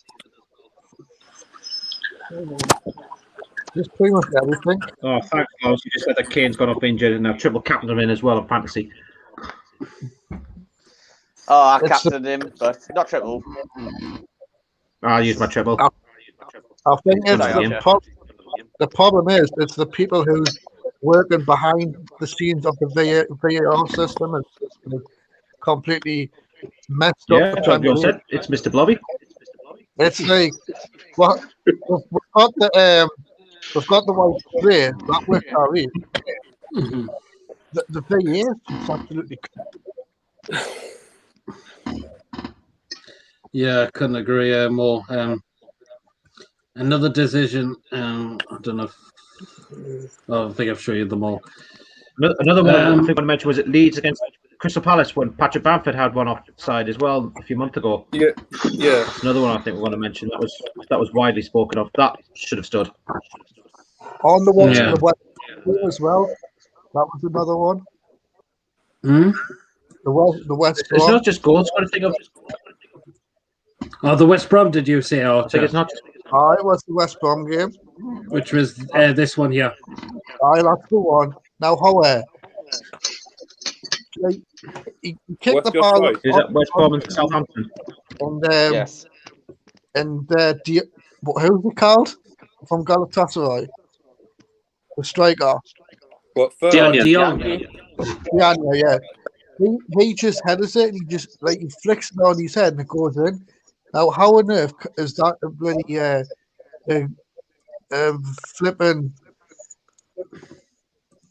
That doesn't make any sense. No, I've just lost all patience with VAR now. It's up to them to sort it out in the summer. Yeah, I mean, I Not totally just agree. the Burnley Otherwise, game. Not just the Burnley game, but wasn't there another game with Newcastle where we should have maybe had a red card decision not long ago? Yeah. Talk about it. Oh, was it Smith Rowe in the FA Cup? Could have been Will Smith Rowe. Because a lot of people were ranting on about that in the FA Cup. He got sent off and then they overturned it to just a yellow. Yeah, I remember you did, Chalky. Yeah, you ranted on about that. For me, I'll go back to the red card. Yep. We should have won The thing is, I'm going back to the West Brom game against Southampton. Like his foot, Vestergaard's foot, is literally playing Dionia on side. If you look at it, it's mad. Mad world we live in. And this is the league that we watch on a week by weekend basis. yeah, I mean, don't we? That's the thing, isn't it? The question is, what's going to happen this weekend? You wonder, hopefully, no more. Yeah. Imagine. I wouldn't want one draw for tomorrow. Yeah, imagine this: if Suarez came back to the Premier League, depending on who it is, VAR will go on the system and say Luis Suarez's teeth is offside. Oh yes, I remember that. Where he was biting Ivanovic and Giannini. Apparently, he has been linked with a move back to Liverpool, Luis Suarez. Jacob after the Premier League is we need Suarez back though.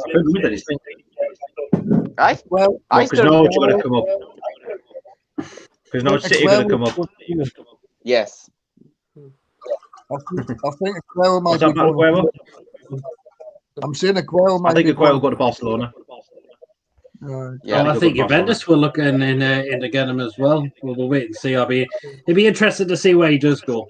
Is there any take us for Joe Linton? Oh, if there was. Gateshead. That's hey! If Gateshead want to get promotion, I'd take Joe Linton. The service is correct. Why not? Talk transfers. I heard Man United want Ronaldo back. Do you think that will happen? No, he's going to go to Sporting Lisbon. That's where he wants to end his career. No. Not happening. I mean, it's only there because the Man United fans will just believe he'll come back and they'll get loads of clicks. Take Messi at the end of the season. I think he's going to go back to Argentina. What has a better chance of happening? Ronaldo going to Man United or Newcastle getting a takeover? Ronaldo, probably. Yeah. Or the takeover looks dead in the water, man. There's no there, man. There's nothing going for it. I'm not thinking about it. It'll just make me depressed again. Nah, same man. I'm not even talking about it. Pointless. Lila says, my problem with VAR is they booked an appointment with Joe Linton looking to visit. Oh, yeah, my God. Some of these jokes I see on the Horseman show, man. We need Suarez back to bite defenders at the neck. It'd be great if we could get John O'Barry on tonight as well, if they want to come on. I might ask them if they would like to come on the but show. After next season, the team I've got a really good feeling about. I've got a good feeling about Norwich City next season. I've got a good feeling about them. I don't. I think it goes straight back down. Nah, same. Unless they're bringing another striker and a part of a Pookie, I think they're knackered. That's their problem. Yeah, but exactly. The team I want promoted, I want Brentford to the Premier League. I don't know what Bonds mate. Just something different. Well, Brentford's they're bringing to the Premier League. They're only from Yorkshire as well, so it's not far for us to go. Exactly. That's another reason. It's far from me, though. True. Oh, yeah. I mean, I'd take Brentford, but I'm going to go Barnsley just for the lack of budget. Yeah. Yeah. No disrespect to Paul, but I'm not really keen on them because it's kind of like, it's just the same teams again. I think Barnsley could do work with that manager. When the Barnsley in the Premier League, was it mid-90s? 97, 98. I'd welcome Barnsley back into the Premier League. If Huddersfield can do it, they would have thought, right, if Huddersfield could do it, we can do it. Yeah, Dan, it was the 97-98 season. It was the one season where all the new promoted teams went straight back down. So they went down with Bolton and Palace. We also beat them on our run to the FA Cup final. I remember that. I'd honestly love to see Barnsley come into the Premier League. Even Brentford, to be fair, I'd take them both, but Barnsley just for how close it is. Swansea, I'm just going to wait until next season until I go back to the games. There's no way I'm going to go to see the team play Sheffield United just for one game on the 17th of same. Man. To be honest, the season's done anyway, man. The season's finished. But in your opinion, who's getting promoted, do you reckon? I'm saying Norwich, Watford and Swansea. Norwich, Watford and Barnsley. I want to see Brentford in the Premier League. I really would like to see them. I'll take Brentford, by the way. I hope Brentford do, but I'm going to go for the unfancy. I mean, one question that's just come to my mind. What if Brentford had beaten Fulham in the playoff final and they were battling us for relegation this season? Do you think Brentford would have topped us for relegation? I think Brentford would have topped us. I think we'd be down now. We'll be down. Well, if Brentford do got at least they can beat us with their B-side that they did in the cup. We struggle against Brentford these days. So that's the problem. We struggle against a lot of the Championship sides, but it's the manager. It's the way he sets up the side. We struggle against Newport County, for fuck's sake. Exactly. Exactly. No. We need Suarez back to bite defenders in the neck. Gotta remember that. Well, Layla is ready to come in the stream, so let's get her in. Layla, you there? It's on mute. The problem is though, like when Newcastle, like next season, if we've still got Steve Bruce and there's talk from Lee Ryder, they're going to back him with more money. I won't back him with anything. He's had enough money. We're just crap. No, just get rid of him. Bring in someone like Eddie Howe, Frank Lampard. The problem is though, he won't walk away. He needs to do the right thing and walk away. Doesn't matter what happens at the end of the season. He's not good enough. He's out his step. Let's go. Sick of him. Me, honestly, I'm sick of him. I wanted to move since we travelled doing to Leicester. I want them gone. I want them gone the minute he took the job. There you go. I think we all did. Neyman wanted him in the do you know what? I'd even take Alan Pardew back tomorrow, but then we're going to do better. I would take Rafa back, me. Well, Rafa's not going to come back, let's be honest. I don't know why people get so obsessed that he's come back. Rafa Benitez is not that sort of manager that will come back to a club. He doesn't come back. He doesn't manage the same club twice. You'll not do it. That's the thing, I suppose, isn't it? Oh, dude, Dan popped into the stream again. Aye. St. Maximin to score tomorrow? If he's on his game, hopefully, yes. St. Maximin. I'm gonna predict he gets an assist. I'm just thinking, is he gonna score 2 games in a row? I'm actually gonna tip Wilson to score. Callum Wilson loves a goal against the Hammers. Yeah. He certainly does. Callum Wilson is the owner of West Ham. The problem is tomorrow we can't afford to keep giving the ball away because that's our problem. That the back will concede daft goals. We did it against Burnley. We did it against Spurs. Yeah. But one thing I want to see in the summer is a clear out. I want a clear out in the summer. Yeah, I would like a clear out. Exactly. Yeah, I think. Atsun Servette will be off regardless of which league we're in. Shelby, I hope we'll get rid of just for wages or Shelby can piss off Proudlock now. I think you said this in your video, though. I'll get rid of Dwight Gale. Yes, him. Exactly. I might. If we were to go down, I don't think we will. Yeah, sorry, but that'd be then cool. I'd maybe give him a year in the Championship. I think you tweeted one time, Lawrence. Dwight Gale, he's like a grower in the Championship, but in the Premier League, he's like a bang average player, like Callum Robinson, for example. Yeah, I totally agree. Thing is, we've got too many bang average Championship players. That's the problem. We've got some quality, but we've got too many players that are not good enough for this league. There's one player that I want to see a bit more next season. If we keep a hold of him, Jacob Murphy, yes, and there's another one that's out on loan. That's Muto. Yes, him. I mentioned him as well. But we haven't had a fair chance, though. I was waiting to say Andy Cowell. Ever since Rafa brought him in. Lads, what's happening to Jeff Hendrick? I mean, I can't see this guy playing another game. Oh, Jeff Head. I hope not. Another Carroll, another yes, player I we've think got out he'll on be loan off. as well. Another player we've got out on loan as well. Lejeune, would you put him in the Championship? He's not going to come back now. He's finished. Nah, I think we've got enough centre backs, but because I think Shea Fernandez had given a new deal. Probably Shea may give. Yeah, Shea will probably given a new deal now. As a transfer target, would you take Piero from West Brom? Who? Piero, the West Brom player. Even off what you said. I thought you said Del Piero. Big wow. I genuinely thought you said Del Piero. Matthias Pereira. Yeah. Good player. Got Newcastle with Del Piero. Yes, Pereira. Yes, I would. 4, 2 or 3. You meant to say. Layla says if you say to me, Layla says if you say to me, take 3 players from Leeds, Phillips, Rafinha, and Stuart Dallas. They're not a selling club though. No, they would want to build around them. Rafinha, I think we'll move on. Give Bamford a shot as well. Rafinha, I think actually could go into like a bigger club than Leeds. But would he want to though? Would he want to work with Marcelo Bielsa next season? I think he'll stay. Oh yeah, stay for a bit, but then eventually. Don't do the wrong thing and move to a big club and just be sat on the bench if it all goes wrong. Don't do that. You gotta think about that. Not when he's come in the Premier League and done as well as he's done. Don't do that. No. Layla says Leeds are such a nice team to watch. Beat Man City was the cherry on the cake. I said they'll probably get top 7 next season. I think they will. I think they're a well-run club now. They really are. But as for relegation, I've got a feeling that if Palace keep Brendan Rodgers, Palace will go down next season. Palace are a well-run club though. They don't spend a lot of money, but they seem to always get it right. I think Hodgson's leaving. Yeah, but the new manager will come in though, and they'll probably get that new manager bounce. Yeah, make the point. Brentford is, I guess. I think Brighton might go, mate. But I don't know what it is with Brighton. I think they might go next season. Next season. Might even go. To be honest, they might even go this season. Fulham might catch them. No, yeah. I think the bottom will stay as it is.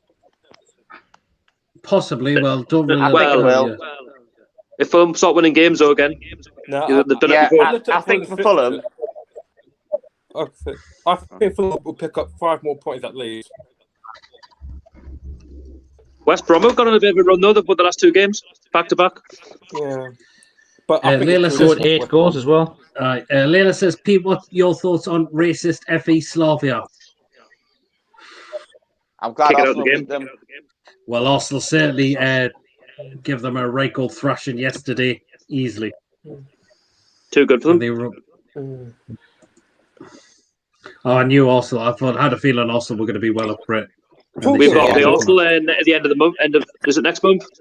Yes, I think. I'm hoping that they're just more focused on the Villarreal tie than against us. I think you can beat Arsenal. I think we'll beat Arsenal at home. Yeah, 2-1. Aubameyang might score because he always does. See it, Man United. Would Man Steve see Bruce Man go United back in the final? I think that'd be a good final. Yeah, did anyone hear what happened about? Did anyone hear what happened to Aubameyang? Oh yes, malaria. Yeah. Oh, not nice. Oh, yeah. No, malaria. Shows that you're not safe. No, I remember when Drogba had it. Is that on international duty? Oh yeah. Yes. I think so. For Gabon. Yes. We were linked with him once upon a time, and like I said, we never got them. Yeah, I think that was the McCartney, wasn't it? Shocking that, like. Got Shep Kikuchi instead. Imagine if we did have a Aubameyang like I said. Say we were linked with Aubameyang round about 2013. Both of them. We were, but and Jagger. I think. But you know what happened? We would have spent a bit of money on them, and then a club would have come in for a big offer. Mike Ashley would have just took it. Martin Jagger at Newcastle. Right, guys, I'm going to get another guest in, and please welcome Bristol City fan. It's Annie. How are you doing, fella? Hello, Annie. Not bad. All right. Come on, Annie. What's your thoughts on VAR? I know you're T-side tonight in the Premier. You do like to watch a lot of the Premier League. What's your thoughts on VAR this season? Very interesting question. Very debatable question, but it's good, but it just needs modification because Premier League have had two full seasons of it now, and they've really not. They've changed a lot of it from what it was to the World Cup, and it's clearly not worked. So I think either go back to the protocols it was at the World Cup, or just scrap it fully. Yeah, I couldn't agree more. Did you see the decisions last week that VAR gave that were absolutely ridiculous? In which games? One I'll give you is the Fulham and Wolves game. That one there. Yeah, that I'm very mixed on that. Because that shows that that's not very conclusive, and I think the camera angles do let VAR down at times. But I think the one with Carl Bartley and West Brom. If you have got a picture of that as well. I do. This one here. I mean, they're just marking the wrong person. The excuse they came out with is that they couldn't get. To go for West Brom, though. It is. Yeah, I mean, but it's just pathetic. What if West Brom lost that game because of that goal? I mean, it's West Brom, they're destroying teams these days. Ruthless West Brom. Big Sam's got them playing. It's too late for them. 70th place, man. The 70th place trophy that they're playing for. I think they're done now anyway. If West Brom go down, they'll come back up with Sam Allardyce. With that, definitely. If he stays. Not too sure about that. Look, I was actually talking to a West Brom fan, and West Brom fan said he wants Big Sam to stay. He will stay. Though. I think he said that, though. I think he's conceded that they're probably going to go down. That's probably why they played well for him, but at least he's staying, though. At least he's got a bit of stability. Talk up. Do you think we could see City in the Premier League one day? What did you say there, Liam? Sorry? I said, do you think we'll see Bristol City in the Premier League one day? Definitely. Oh, yes. Bristol City going to come to the Premier League one day? Probably yes, but not. Actually, he has a question for you. Who's going to get into the Premier League first? Bristol City or Bristol Rovers? Oh, Bristol City. Oh, that's absolutely. That's City all day. I know one. Joey Barton's Rovers Army. I never thought about He'll get. And he's looking at that disgusting thing. What is Shoggy on about? Joey Barton's Rovers Army. Oh, well, so I've got to say, Did Bristol City win the playoffs a few seasons ago? Were they close to the playoffs? I think. I like Bristol Rovers because I like Rovers now because of Joey Barton. Okay. I think realistically, anyone from Red Arbours will get promoted. No, I don't mind Bristol City. I just think if I was to choose one of the Bristols, I'd go Bristol Rovers to the bottom. Yeah. I mean Bristol bottom went to Bristol Rovers. I mean, that'd be a long way there for you, Sharky, wouldn't it, Bristol City? I've not been before, but Bristol, it won't be that far. 4 or 5 hours, maybe. Well, one person to ask about that, John Sinclair, because he lives down there. About 4 or 5 hour journey, so he only lives about 5 minutes away from me as well, John. Oh, seriously? Yeah. Oh, I hope it'd be great to get John on the show if he comes. I know what. Are you more near to Ashton Gate or Memorial Stadium or whatever it's called? I'm closer to the Memorial, but. How far are they apart? The stadiums? Can't be that far. About 2 miles, I think. It's that's not too bad. It's separated by a long river, so I think that's probably a key factor. But what is do like when you see each other have water fights? Way, I'm better than you. Separated by the water. I actually have a friend who is a Rovers fan, constantly doing stick, but I don't really give it. We'll get some more. Dan's dropped it again. Joseph Bett says, great stream, guys. Cheers, Joseph, mate. Lila says, Jonathan to Joe Lynn. Be hard. Oh, my God. Oh, Peter, you attract them, You attract them every Monday without fail. But there is one thing I like in the Premier League. And that's my Joseph says, our only chance against big team is if they're focusing on Europe. That's do you know what it is? That's a valid point, though. Like, we've got all these difficult sides, but I think they're probably the easier of the sides. I'd rather be playing the top 6 than the bottom 6 because they've got so much more to play for. like staying in the league and that. I think we've got a good little run, to be honest. I do. Leila says if Newcastle stay up, let's get Semenyo. Yeah, he's a Bristol City player.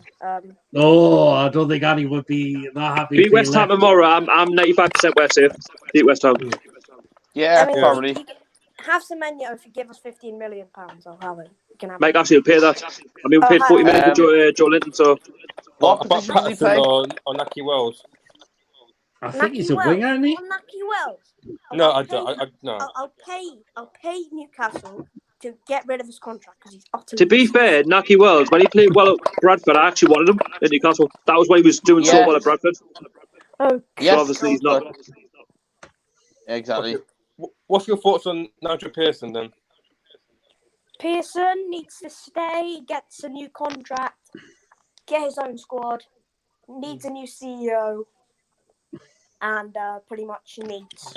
Well, Jeff Hendricks on a free anyway, so you can go get him. Yeah, you see, Nigel Pearson doesn't like shit players; he likes good players. Jeff Hendrick is championship, so it'll work for you.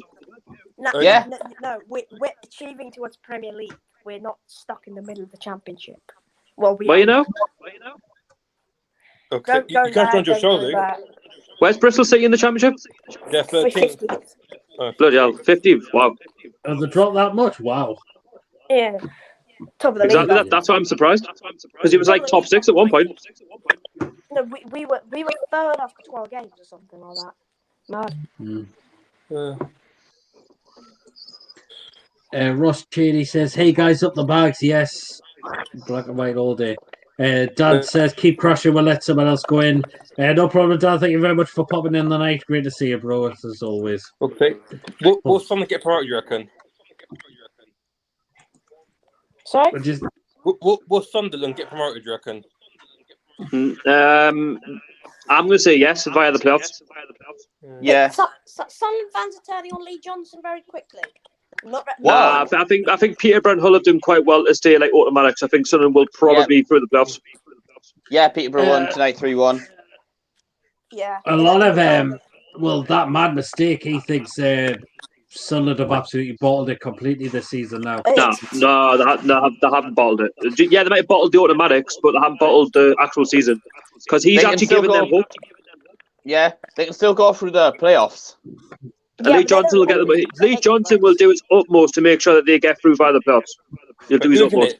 Lee Johnson. I can't remember who it is. The question is, the problem is with Lee Johnson, though. I feel like he's a championship manager. How far he could take Sunderland in the championship is a different story. But you know, he'll not want to stay in League One for a couple more seasons. He'll want to get them out with the first time of asking. If that is the thing. If he finishes top 3 next season and Sunderland don't get promoted this season, I think honestly, do you know what? As much as I'm the rival, I think they'll go automatically via the playoffs. Yeah. I think Peterborough might still drop off. I don't. I think Peterborough will go up. I think the second's theirs now. I think Hull will win the title. Hull won the league. I agree. Sunderland have got to still play Hull. I think Peterborough, that win tonight has probably got them promoted via second place. That win tonight. Who did Peterborough play? Northampton. I've been to a ground before, not Peterborough, Northampton's. No, Peterborough will go second place. They've done more than enough this season to finish second place. That's automatic. Hull will win the league. If you look at their budget, Sunderland are probably up there as well. They'll probably finish third, but I think they'll definitely win at Wembley because, I mean, they won the pizza trophy, didn't they? So they'll want to try and go one better. We might want to go for the pepperoni this time. Exactly. Exactly. But even Lee Johnson might say, you know, there's a nice juicy doner kebab with extra chili mayonnaise, you know, if we win this one. Pizza, you know. No, but honestly, I think Sunderland will probably go up with Hull and Peterborough. I think they're probably the 3 best in the league, if I'm being honest. Could do, yeah. Rush Cheney says Bristol City on a well, that's Andy's team. He supports them, so he can support them if he wants to. Leila says, "What's gone for wrong for Sheffield United this season?" I think what's going right with them? The second season hangover. Sheffield United, what I'm going to. Remember the very team that finished 8th or 7th. That's what Sheffield United remind me of. They'll be mid-table next season in the Championship. Who? Mid-table, no chance. Not with Sheffield that. United, I do. I don't think probably nah. like that. For me, they'll lose a lot of their good players. And for me, they're going back down. Who's gonna realistically lose on Sheffield United? I reckon The wage budget, they'll want to trim it down. No, Look at the players who they've got. Yeah. They've not got a high wage budget. That's the thing. But I look at Sheffield United though, right? You tell me any good players that are going to do well in the Championship. Ryan Brewster's not that good. It's a Ryan championship Brewster team. was a cheat code in the Championship. Yeah, but he's not that good. I think he was a bit overhyped. I mean, he was never worth the money at Liverpool. Ollie McBurney, they've got Lys Mousset, they've got Norwood, they've got Fleck, they've got... No, they're not that good. For me, they're mid-table Championship players. That Championship, that is top quality Championship, that. I wouldn't. No, let's be honest. With that manager, they had a bit of a bounce from League One to the Premier League. They had a decent season. They got found out this season. Look at them now. For me, they've got no confidence. I can't see them being in the top 6 next season. They'll be mid-table. I'm sorry, just shocking. If fans were in the stadium, will Sheffield United beat the Spurs? I do. I don't think they're a good side. I don't think that. I know we made them look good. I don't think they're a good side. We'll beat them at home. I think they would have done better than this, but still went down. Sorry to say, relegated Sheffield Wednesday would give them a give. Sorry. They would. That's a shame if... Be a shame if Sheffield Wednesday went down and didn't get. Well, if Sheffield Wednesday can give Cardiff a game and beat them 5-0, then they can beat Sheffield United. There you go. Cardiff are absolutely hopeless. Honestly, Sheffield United are not as good as what people big them up to be. I just think the mid-table Championship club. That's what they are. Chris Wilder. Bristol City could beat Sheffield United. I think your squad could beat theirs. Honestly, on a given game, they could beat them. Yeah, we tried this season. We tried. Fact. Bristol City will beat Sheffield United. Fact. Bristol Rovers came close. Yeah. Definitely. Anyways, guys, I've got to go. See ya.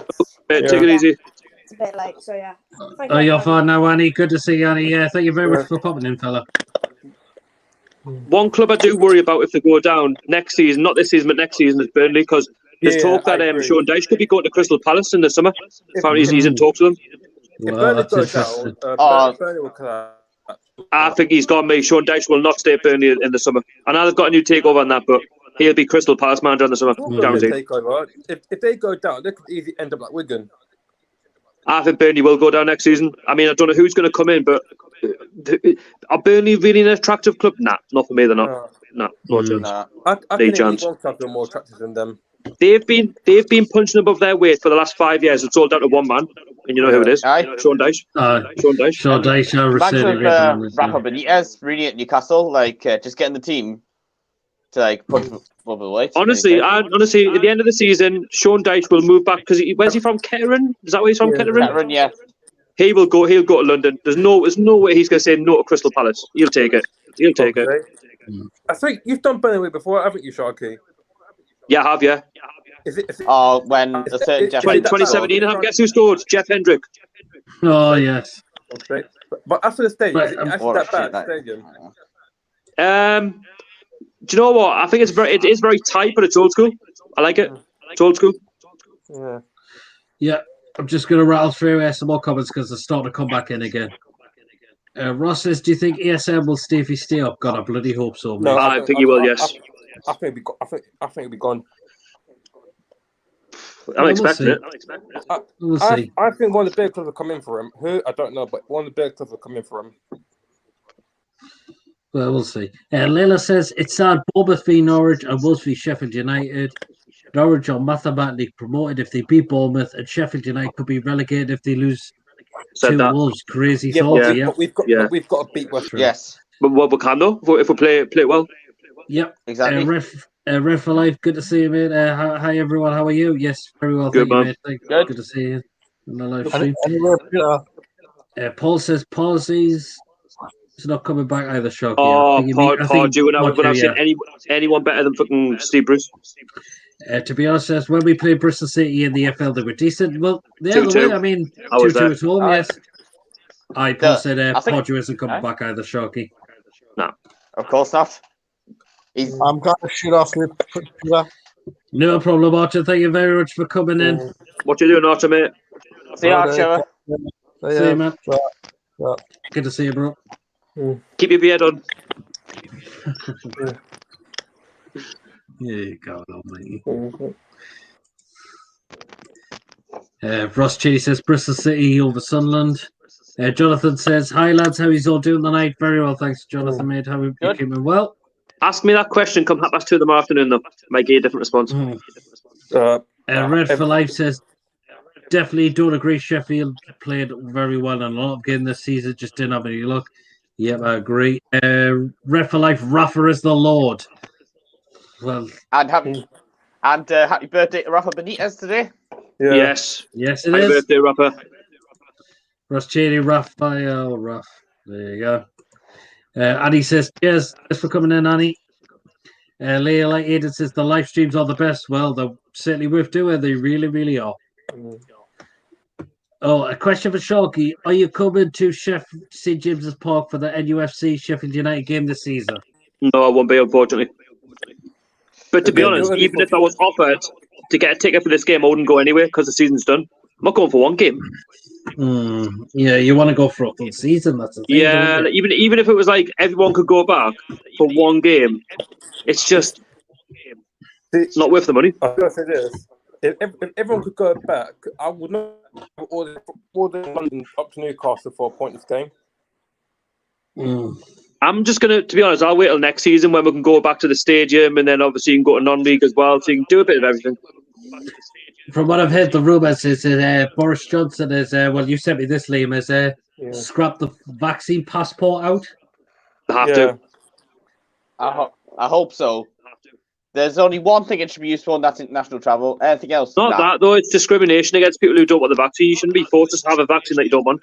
Yeah, that's it. By the way, for anyone watching, I have had the vaccine, but I'm not against people who don't want it. Everyone is entitled to an opinion. What they want to do. Yes, I've had it. Because I think Liam's cutting out. Aye. I said, I don't want. You'll just feel so weak afterwards, really. Liam, I think you're cutting out, mate. Yeah, sorry, I'll come back. Oh, yeah, I'll drop you back. Okay, then. Just right through some more comments. And he says, I always remember Bristol City 2, Manchester United 1. I remember that game. That was what a game that was. I remember the 3-0 one where was it Jones was there, Pultey's faces. Is that better? Yes. You were seeing there, Liam? Yeah, I said I don't want the vaccine because you'll just feel so weak afterwards. Well, it's a side effect of the vaccine that it's kicking in. Yeah. If anything, I had a side effect for about 3 to 4 days after mine. Yeah, same. I wasn't very well, actually. Well, it wasn't terrible. Yeah, I was a bit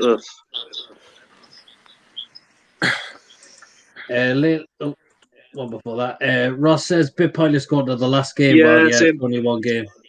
Leila says, if you had to take 3 players from Norwich, who would you take?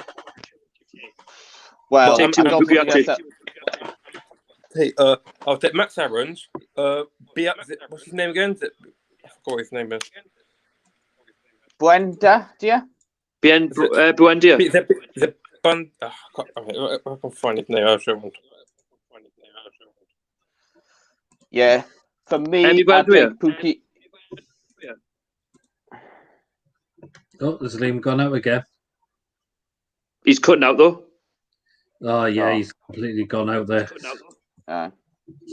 Well, go on, Lawrence. I'll answer it for myself. Pookie just as competition for Wilson. More like kind of like something different. Max Aarons, because I think we need a right back. Get rid of Kraft. And I mean, we could need 2 right backs. I mean, if we stay in the Premier League, I'd even rather give Lewis Cass an opportunity there. Actually, do you know what? I take that back, Lawrence. Yeah. I don't want any more players from Norwich City. We've got too many. Never. And Lewis, Jacob Murphy. They're not always guaranteed, are they? To play games. Name's back. Yeah, is it that Argentinian lad? I think that Bundy or something his name is. Yeah. That's all right. Pookie, would you take Pookie? I would. Good striker he is. Him and Wilson up front. Right. Hi. Dad says if money isn't spent, squad and management not changed, will use boycott St James's Park just attend away games or attend both home and away. Well, we've said Sharky will come back next season. Yeah, no exactly. It's all about supporting the team to the end. I'm sick. I've been away too long. Yep, and just watching all the games on like streams TV isn't good for me mental health. So I'm just. I don't know if I'll be vlogging the games when I go back. I just want to go back and enjoy the matches. Do you know what I mean? I want to just take in the day and stuff. Aye. Annie says Leila Buenda Pookie Aaron he would have from Norwich. Leila says, I think Joe Linton has had some custard. Oh, God, what kind of custard, I wonder. Jonathan says, how many fans will be there too for the Sheffield United game ahead? I reckon they'll sell the full 10,000. That's a possibility. Well, they'll sell out. People will go. Yes. I think Sheffield United have actually got some allocation as well. Nah, I don't think they will. I think they got 1,000. They've got 1,000. I don't think it'd be fair on like say fans who want to go but couldn't for us, but away fans were allowed. It's a test though. That's true. You gotta go along with the test, see if it works. Because if you don't give them a test, then how you know if it works? Yes. Suppose we've got to do what the government asks us. Also, people are allowed to travel. Like we could travel to London if we want to now without like restrictions. Yeah, Reds for Life says, I'm an island, we can't get the vaccinations. Oh, why is that like? Might have stopped it, might have been on temporary hold or something. Aye. Well, the part of the EU, I mean... Ross Chitty said he will have Todd Cantwell. I just think with Norwich, they're not going to sell any players since they're going up. Yeah, Dan Graham said, sign Max Evans for my FIFA 21 career mode for the tour. Nice one, man. Well, I hope he's better than this. Lego, everyone, big love. Annie again says, I can't believe you're taking that much time to such an easy question. Well, by the way, I mean, I'm hoping if we were to sign Max Aarons, that his career would go better than his cousin, Rolando. Problem is, though, with us at the minute, we got to be dross players that when you get rid of. Some not even good enough. Yeah. And they're still getting contracts.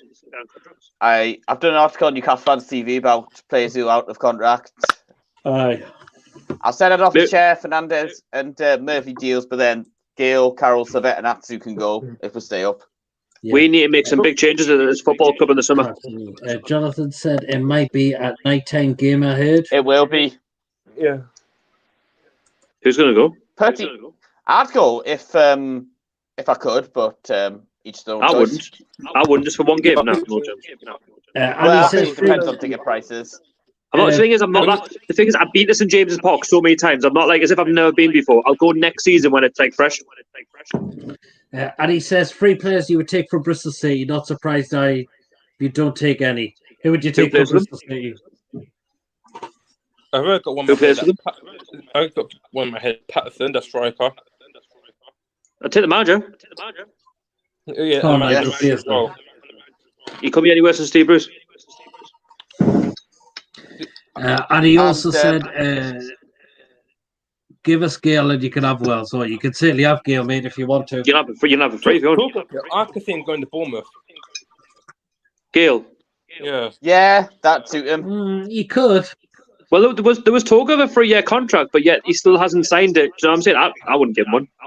Maybe it was just a bit of rubbish. But why do we keep? The thing is, why do we give underperforming players contracts? No wonder we're back to square one all the time. We don't play good football. Get rid of them if they're not playing well. Jacob Murphy a contract. Murphy deserves a contract though for me, straight away. Exactly. I like Jacob Murphy. That's a no-brainer. Just to take some in the guys. At the end of the day, right? If we don't strengthen in this summer, sorry. Well, it's because we're barely done anything in January, do we? We've got Ware Willock. What's going on with him then? Is he staying or is he what? What's going on with that? I hope I'll be putting him in ahead of Shelby, but I could see him come back from another loan next season. But I'm hoping it's not like Ikedi where he looks good in the first loan, but then second loan he looks terrible. Do you mean the John Joe Shelby who was like praising Steve Bruce like he was the best manager he'd ever worked with? Yes. See, look, I don't want to rush him, sign him. Look, I don't want this to be a Candy 2.0, if you know what I'm trying to say. Yes, I'd give him another loan deal, mate. Aye. No season-long loan. Wait, where's Kane now? He's in Spain, ain't he? Granada. He plays, he played against Man United the other week. Aye.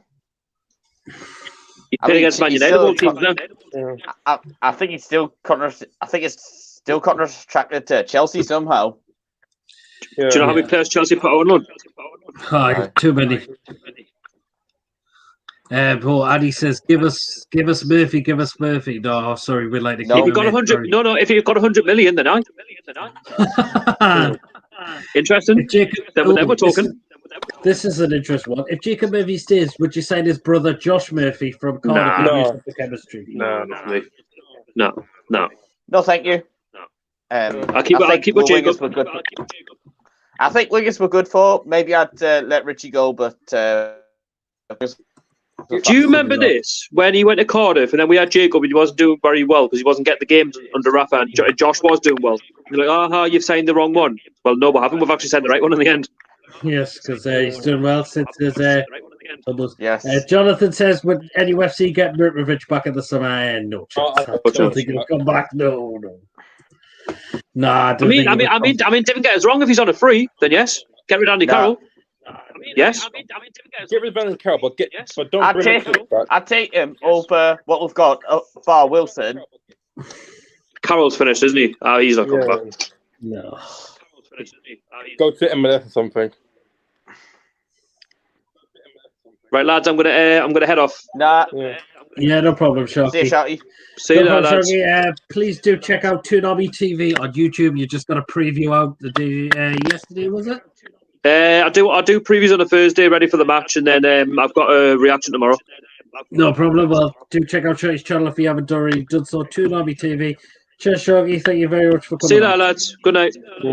See you, man. See you, man. And he says, fine, you can have Super Semenyo and give us Murphy. I don't know what he's like, but I'm keeping Murphy. We know about him. Seeing as I would like to keep Jacob Murphy on. I think Murphy, he's been in with Rangers lately, though, Murphy. Yes, not the first time he's been linked with Rangers. I think Southampton were linked with him as well. And Middlesbrough.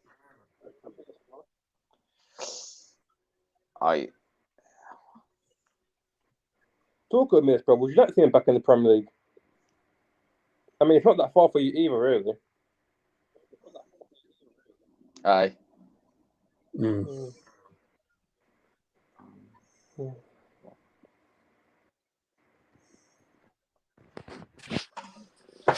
Aye, well.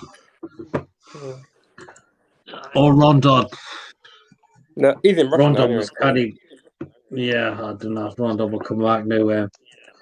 Said, trust me, he's super. The shooting ability of Joe Linton he has. Oh, well then. That doesn't sound convincing to me. Unfortunately, no chance.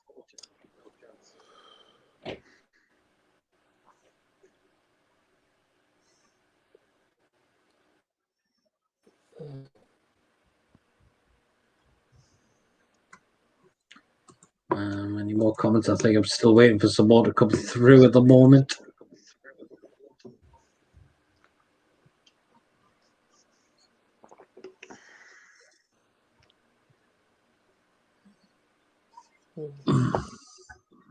Oh, Annie says, would you take Lansbury? No. No. I would rather have Jack Colback back. Yes. Tom first. Sure, good old Jack Colback, eh?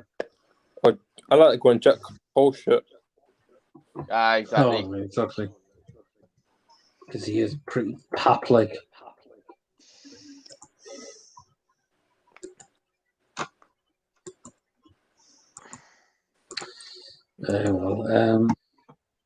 We'll come to it of. Any more thoughts on VR this season? It's just not run properly. Yeah, well, it's not, is it? Properly. No, not a chance at all. Definitely not. I just think we need to get the referees to look at the screen a lot more. That's what they should be doing a lot more.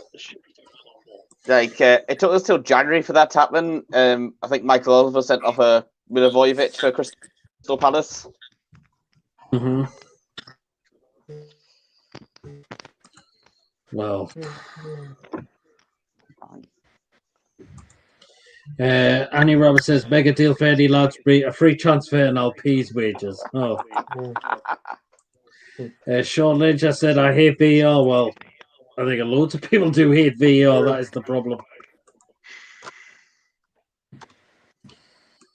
It's not been great, has it? No chance it has.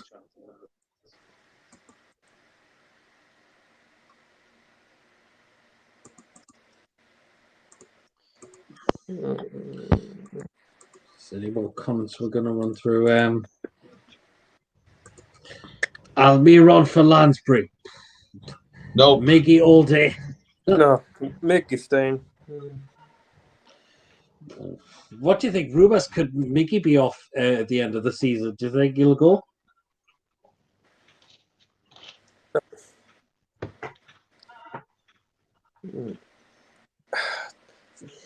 See, if he left us,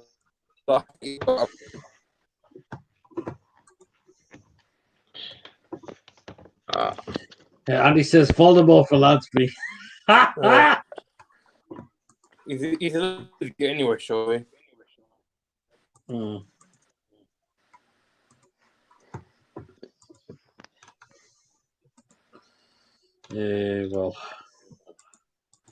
see if we get any more comments coming in a bit soon.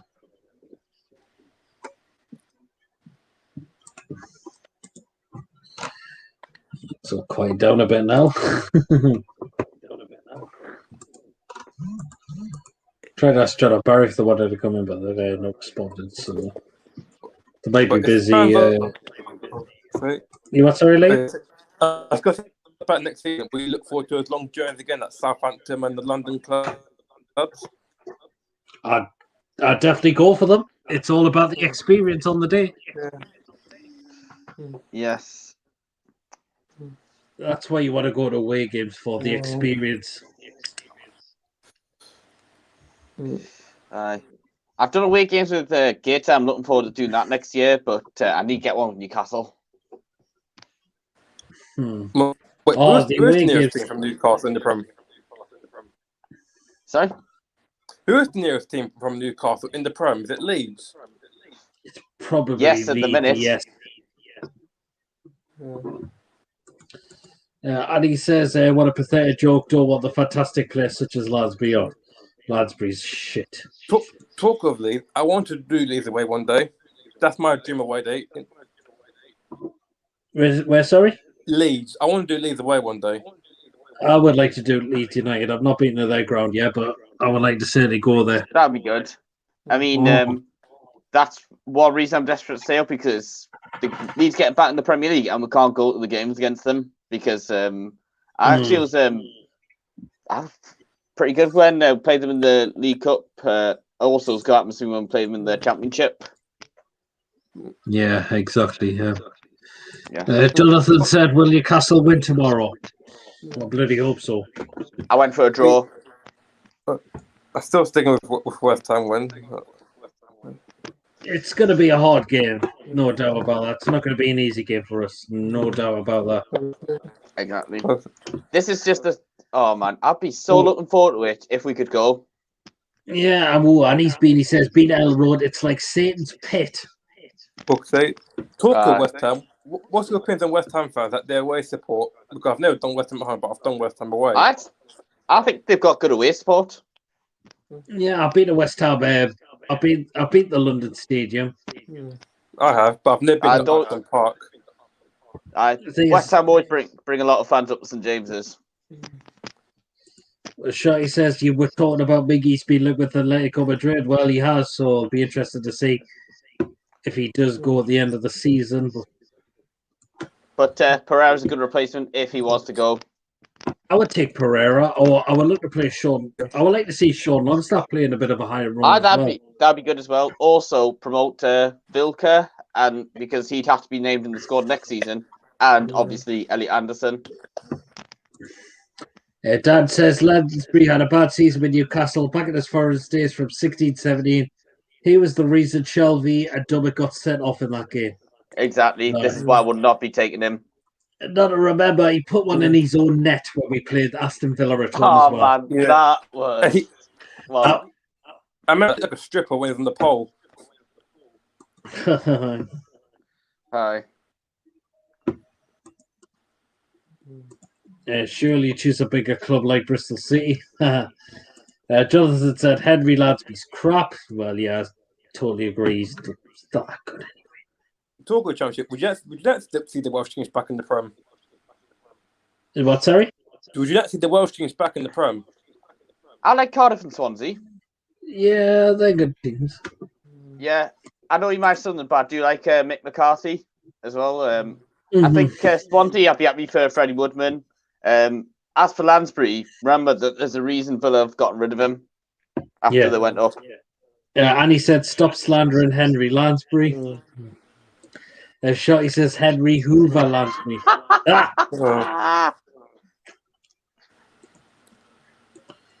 And he says, nobody likes Cardiff or Swansea. Because I know there's a rivalry between Bristol City and Cardiff. All right. And especially because Bristol Rovers just cannot seem to get up to the Championship to play Bristol City.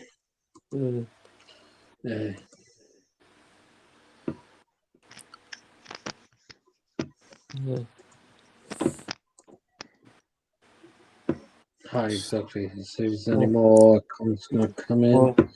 So, I was going to say, like, imagine if fans weren't in the stadium, but Millwall was in the Premier League with us in West Ham. Imagine the fans. Oh, man. Yeah, exactly. Shirky says the lads need to replicate the second half against Billy tomorrow. I totally agree. Absolutely. And he says, oh, geez, okay. We've got I another hope guest they go in. down next season. We have another guest in coming in, so welcome in Forever Football. How's it going? Hello. Not too bad, thanks. How are you? Yeah, good. What's your thoughts on VAR this season? Is it ruining football? I'm just glad we don't have it at the Keepmoat Stadium. So you're a Doncaster fan. I am indeed. No wins in 10. Hopefully we can rectify that tomorrow. But we got Shrewsbury. I think you'll win that one. Well, bearing in mind we lost to Bristol Rovers, who were in the bottom four a couple of weeks ago. Yes, I remember now. We lost to Wigan in the bottom 4-4-1. Oh, yes. So, yes. Yeah, it's not looking good. But no, look, I think that overall, in terms of VAR, it's, and I keep saying this loads of times, it's the way it's run. It's not the actual technology. I think the way it's used is appalling in this country. I think that the reason why it was brought in was clear and obvious, 100% clear and obvious, and it was brought in to spot the clear and obvious and get rid of it. What the footballing bodies have done and what the referees have done, the referees in this country are absolute idiots. You could see referees going in the back door closet of their referees' room just to bribe each other, just to give false decisions. But no, what the referees are doing is they're misusing VAR. They're using it more than what it was brought in to do. They're using it for more than just the clear and obvious. You look at the decisions the past week in the Premier League. The big boot from the next WWE superstar at Burnley. The big show. You see, You see the Mane one. I can't get over that one. And you've seen other past decisions. And you see other past decisions as well. Pickford, that should have been a red card. Liverpool's last goal and added time in the Merseyside derby in the same game. That should have been a goal. And I was in the sports bar watching that, and I was surrounded by Liverpool. It was literally just me that wasn't a Liverpool or Everton fan. I was surrounded by them, and you could see the emotion when they made the wrong decision. Even the rival fans were saying, "How's that not been given against us? Has that been given in our favour?" You've got rival fans now saying it. So there needs to be an influx of brand new changes, not to the rules of the game, just to suit their own needs, but to the rules of VAR. And if you want to look at an example of how it's been run properly, look at the Bundesliga. Look at what they've done with the Bundesliga. They've set it out the right way. If you're going to scrap VAR altogether, fair enough. Take it out for a good few years. Let us just have goal line technology and just, take the next few years break, take it away and work it, use the Bundesliga system, and the people at the top of football, just admit you're wrong. You can admit, it's not like boarding school when you got Tarquin who's never smashed anyone with a ruler before. You can actually, admit that you've done mistakes. We're not all guardian angels. You can admit you were wrong with the implementation of VAR and the way you've used it. So just take it away for a good few years, work on it, look at other systems, look at the way the positives have implemented, look at the negatives from your implementation of it, learn from it, work with the top of the European bodies, get your relationship from Europe going again, and implement it the right way. And then maybe if it's implemented the right way and it's one of the top implementations of VAR in the world, maybe other leagues will start buying into it. The Championship, us in League One, League Two, maybe non-league gets its own VAR system. Just inspire the rest of the leagues to bring this in if you're implementing it the right way. My best scenario would be just take it away for a few years to work on it behind the scenes and just stick with goal line technology for now, because it's not going the right way. And people you see the McTominay Son incident. Footballers are deliberately cheating. That's not what us signed up for as football fans to watch. We signed up to watch the beautiful game, a good, fair, honest game. If there's a foul, there's a foul. If there's cheating, there's cheating. But we're now at the extent, and you know what? This has been going on for ages, cheating from players. This has been going on way before technology in football. I remember, I don't know if you guys remember this, I think it was the Euro 2004 advert for a newspaper, and it was a training session where players were taught to cheat at every opportunity. It was an actual advert they broadcast. They were like, yeah, we'll broadcast that. That's how far football's gone, and that's how far it's fallen as a game. It's become a business now. It's not, I don't see it as football. I think stuff like the VAR and stuff like that, it's made it more and more not football, but business ball. Yeah. Rant over. Yeah. Well, I'm just going to get another guest in. Please welcome Stephen from Geordie Talk. How are you doing, fella? Hey, Stephen. Yeah, all right. How are you? Not too bad. Yourself? Yeah, all right. Come here, Stephen. What's your thoughts on VAR this season, then? I think it's been atrocious. VAR. Haven't got one decision.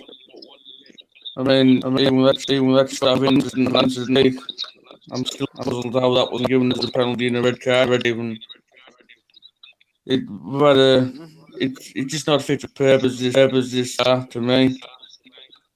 Yeah, I totally agree. What do you make some of the decisions? I mean, we'll start with this one. Oh, that's millimeters. I just can't believe having given us an offside when they both level onside. Yeah. The worst thing is with these ones is the fact that the arm, you can never use your arm or your hand in playing football, otherwise it's a handball. This thing relates to me with the Bamford incident against Crystal Palace, where he's sticking his arm out to tell the player pass the ball, play it, and apparently your arms, you can't coordinate with your teammates using your hands anymore. That's the rules according to VAR. It's absolutely ridiculous.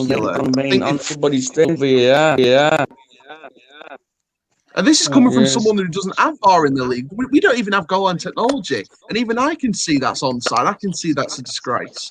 So why aren't the governing bodies seeing that as someone that doesn't have VAR in their league, never mind goal line technology as well, see that's a mistake and a disgrace? Referees are telling you come on. Yeah. It's not the technology. I've said this for ages. It's not the technology. It's the way it's been run by the referees in this country. The refereeing in this country has been a disgrace for years. Yep. Another one I'll point out again is this one here. I'll that's a get it straight done red before card. midnight or after midnight. Even Sunderland think that's a red card. That's John Cena giving a big boot to the man. That's John Cena giving a big boot to the Fiend Bray Wyatt. That's a straight red card. No. After I put your thing on. I know. And another one. What do you make of this one? Someone went down like a bitch. It's like Eric Dyer against Newcastle. You can't control your arm movements either when you're balancing in the air or you're running onto the ball. You have to move your arms to run. Son just happened to be in the wrong place at the wrong time, and the littlest bit of contact, and this goes back to player cheating, he is using the best out of a small scenario. McTominay needs his arms to run, and Son sees like that, oh, I'm going to cheat now. I'm going to make sure their goal gets ruled out if it ever became a goal, and it did end up being a goal. It's just disgraceful. That one should have been allowed a goal, because that is a disgrace. Stephen, what do you make of that?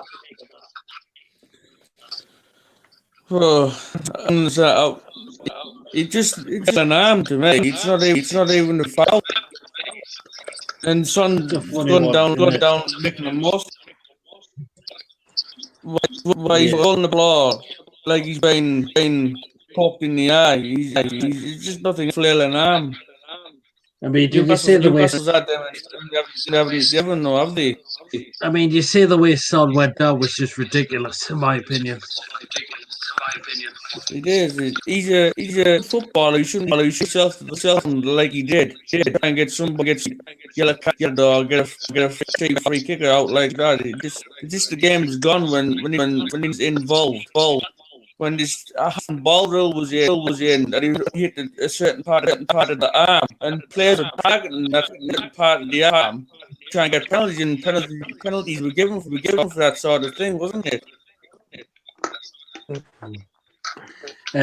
Go back to this one. What about this one? Oh, that's.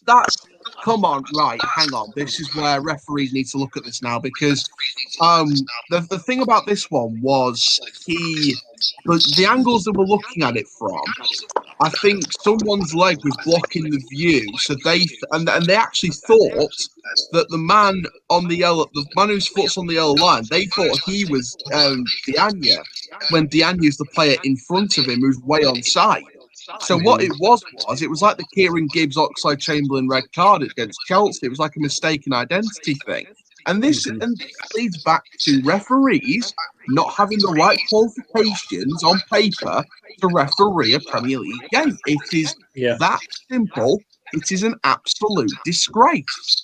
And this is the thing, if we're going to see stuff like this again, not only should players and managers speak on this, you should be forcing referees to come out and speak their mind about why they thought it was the decision that it was, and the decision that they gave. They should be forcing referees to do interviews with the press, the same as they do with the players and managers. It's a disgrace. Yeah, I totally agree. See if we can get any more up again, that'll be sure. But again, it's all about getting your thoughts on these as well. What about this one here? Oh, that's not even close.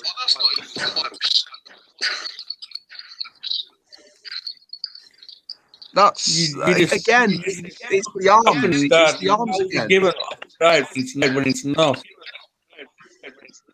I think the Aston Villa player is more. The guy in the white kit's more offside than the Liverpool player is, and it's Liverpool being judged on that one.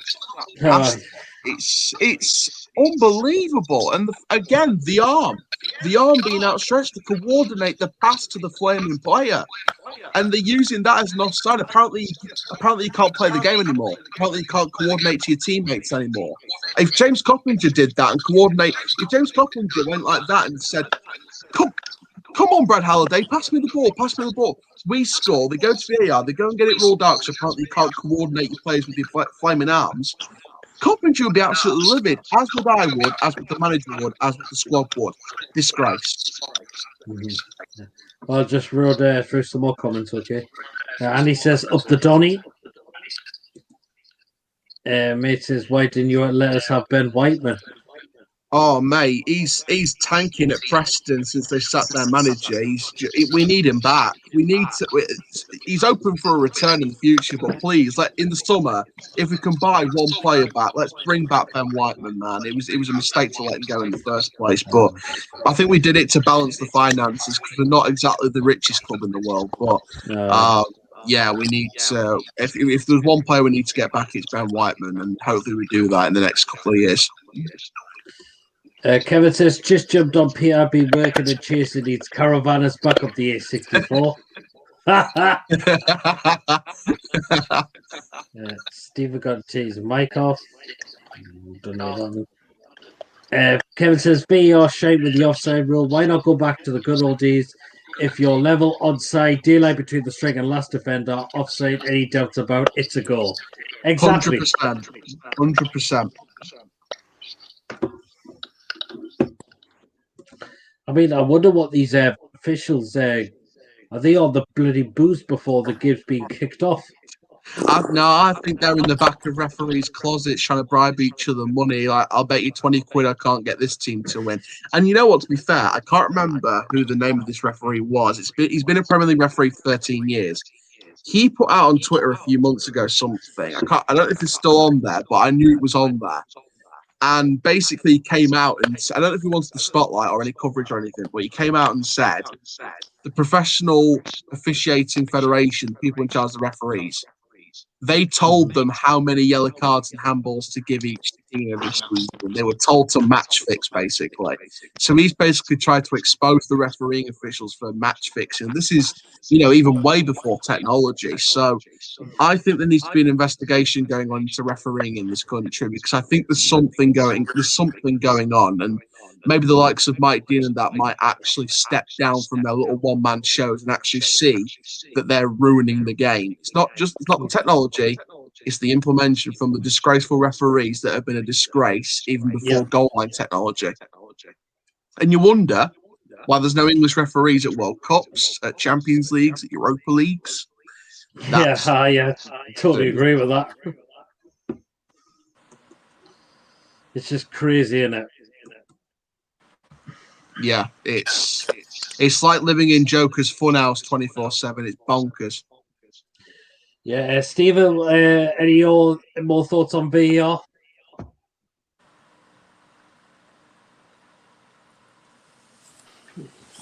It was brought in to help the referees make the right decisions and get the right offside, goal out, claimants, who's in play. But it just made it worse for me. You can be offside by an armpit hair. That's how bad it's gotten. It's been in the game.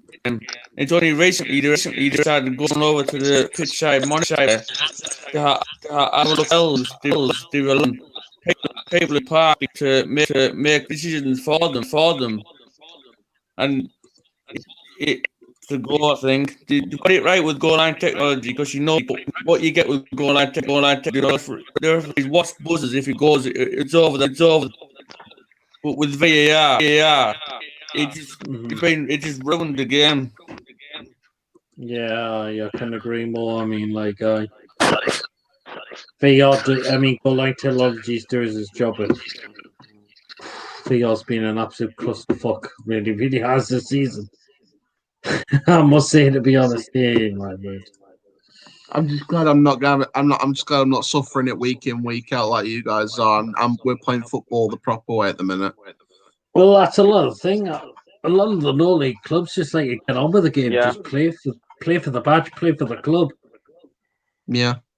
That's been our problem for weeks, to be fair. We haven't had players showing up for the badge consistently, but hopefully they find that badge tomorrow and they realise that we did it in the first half against Burton, but the second half we just collapsed. So hopefully we can find that badge. Do you think Darren Moore even might have had an effect on that? Yeah, there's been a lot of factors in the downfall this season. Darren Moore leaving, Ben Whiteman leaving, injuries. The board came out and said that they brought in Andy Butler not because it's the cheap option, but because that we only had 72 hours notice, so we had to make a decision right then and there. And again, with the experience, why they didn't go for someone with experience, it all comes down to not having enough time, and they had to put someone here and there to take the club forward for now. But I'm looking at some of the. I mean, I don't know if you've seen the bookies, but there's a lot of interesting names in there in terms of who could be managing next season. No, go on. Whoever said it was say something. No, I think Liam's got out there. I said Phil Parkinson, the former Sunderland manager. Oh, Phil Parkinson. Yeah, he's in the bookies. So at the minute, the favourite's Paul Heckingbottom at 10 to 11. Well, I don't think Sheffield United will give him the job. No, so he could be free. I mean, Richie Wellens is next at 7 to 2. He's a former player, so I kind of get that one. The next at 7 to 1 is George Boateng, who's the youth coach at Aston Villa. Yeah, I think he'd be an interesting choice. Not a lot of experience, but could bring some attractive football. And knowing all the young players we've got through the academy, and obviously the young signings like your Cameron John and your Jason Aquilo from Wolves and Palace, respectively, he could be a good manager. Then at 10 to 1, it's Mickey Mellon, Dundee United. So, I mean, he's not said he's leaving, but we'll see what happens in the summer, because apparently the announcement's going to be made a few days after the end of the season. So, it looks like we're going to bring in someone next week and then announce it at the end of the season. Then Phil Parkinson. Then James Coppinger, who's retiring at the end of the season. It's been confirmed he's retiring at the end of the season after 17 years. Of course, one of your former players for a year or so. Honestly, you guys giving James Coppinger away is like one of the best decisions you've made, because he's been our legend. He's been our legend. Then at 20 to 1, it's Adi Boothroyd. Just left England. I think you want to avoid Adi Boothroyd. Yeah, he's one I'm going to avoid. Keith Curle, who's former Northampton. Nicky Butt, who just left Man United, he's in there, and there's rumours that he's applied for the job and could be getting an interview in the next week. Yeah, he could be getting an interview in the next week. He's rumoured too. Uwe Rosler, Fortuna Dusseldorf manager. I will say though, I'll be sceptical with ex-Man United players, the ones who played in the third, because they're all to be useless. Yeah, and then at 25 to 1, we've got Andy Butler, who's of course temporary manager at the minute. He said he will apply for the job when he gets his own squad. Daniel Stendel, Derek McInnes from Aberdeen, and Paul Tisdale from MK Dons and that. Then at 33 to 1, we've got Morley and Johnson, who's from Chester in the non-league. And you've got Curtis Woodhouse from non-league. You've got Neil Harris from Millwall, Neil Lennon from Celtic, and Roy Keane, an ex-Sunderland manager as well. He's in there. And then Sean O'Driscoll, who was our manager when he brought us the glory days of the Championship for the first time. So it'd be great to see him back. And then finally at 40 to 1, you've got Frank Lampard. We'll skip over that one. Gary Monk, Ian Holloway, John Terry, Mike Newell, and Phil Brown. So realistically, the top 5 are Heckingbottom, Wellens, Boateng, Mellon, and Parkinson. Away from that top 5, I'd be interested in Nicky Butt. I'd be interested in Rosler. Derek McInnes, former Aberdeen manager, that could be an ambitious one. I remember Sunderland wanted him when they went down to the Championship. Yeah, so he could be a potentially good manager. Morley and Johnson's a good partnership from non-league. That's an interesting one. That's an interesting one. But if I could pick anyone, I think probably my pick would probably be someone like George Boateng, or like a Paul Heckingbottom would be a wonderful appointment for us, or Stendel, or someone like that. Someone who wasn't on the list that I'd like, though, is James Rowe, who's Chesterfield's manager, who's brought like a 3-5-2 attacking formula. So I'd like that as well. Well, and he's just said Paul Tisdale is a great manager. He don't play attractive football, and that's on the criteria that was released by the club for the application. So that's what we're looking at. And he says Neil Harris. Yeah, I remember Neil Harris. I think there was an article from the 72 wheel of the football league.com, and he was on the top 5 candidates list yesterday in terms of who they think could be manager. I think he was on there with Parkinson, Mellon, Wellens, and Heckingbottom. I mean, Mill fans, they do like Newhouse as manager. Yeah. It'd be interesting to see who you guys get, because I want to see Steve Bruce get sacked and see who gets replaced. I want Eddie Howe. That's what I want. Eddie Howe. I think Eddie Howe's spoken to Celtic, I think. Talking to us. Oh, that's interesting. I think at first at Celtic it was going to be Roy Keane, and then and I heard it was Eddie Howe with Jason Tyndall as assistant, maybe. So, and I heard that Eddie Howe also events with Crystal Palace as well. Yeah, and he says he thinks Gary Monks is a good manager. He's good for the Championship. Yeah, he's good for the Championship. I think he's had pass with Leeds United and that, which is great. I think it's interesting. I think the statement that the chief executive put out today a few hours ago, has been interesting. Putting out all these statements like, we're gonna bring in this whole new management team. We're gonna continuously be aiming for top 6 in the leagues, and we're going to help bring in the youth academy. We're going to push through the youth. We're going to appoint new players. We're going to fully back the team. We're going to try and get top 6 next season. We're going to keep getting top 6 every season. And, it's great to see that ambition, but we're still willing to see if it's empty promises or not. Oh, those seasons are gone. Yeah, I think, and he's just said again, both are great points for League One. Well, I think they're going to be proven in that League A, you must say. If we get Heckingbottom or Monk or Harris, then be prepared for a promotion next season, because I think we could go. If they back the manager, we'll go all the way. Even without the fans. Even without the fans, I think without the fans, Coppinger's still living up to his legacy. But the team I want to see back in the Championship is Portsmouth. They're in the playoffs, so they've got a chance this season under Danny Cowell. He was a good man. He was one of my favourites for the job when Moore left. He was one of my favourites when he left. So I want to see Cowell in the job. Yeah. Shorty against Simon Grayson would have been a good fit for Doncaster. He's doing a good job at Fleetwood. See, with Simon Grayson, I don't think his football's very attractive, and I'm not too sure how the board would back him, because look at his time at Leeds, etc. I think even though it was poor ownership, he brought in a lot of loanees and replaced the best talent. So I worry, even with a better board, he might do the same here. So I think Simon Grayson's a risk. Would you take Dre Barton? Who? Dre Barton. Oh, that's a risk. I think if he leaves Bristol Rovers, then no. If he stays at Bristol Rovers, then no.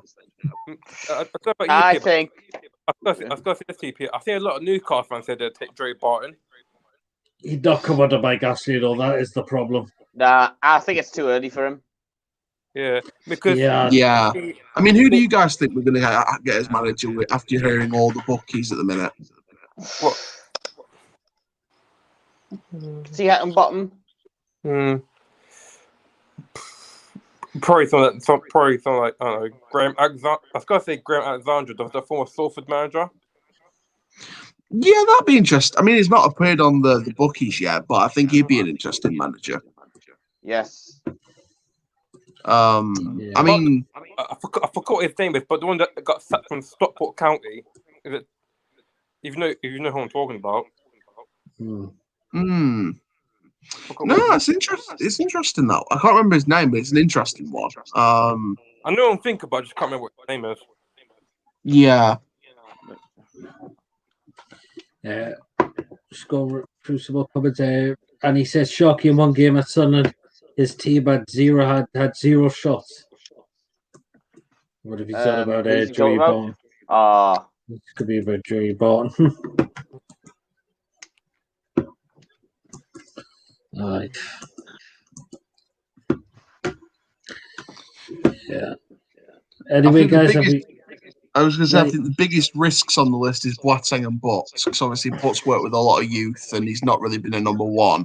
And same with George Boateng. I think George Boateng's sort of the more rated one of the two, but I mean, we'll see. There's a lot of people saying different managers, so I think it'll be clear in maybe a couple of weeks that we'll see sort of the highlighted sort of final 5 or 6-ish. See who we're going to get.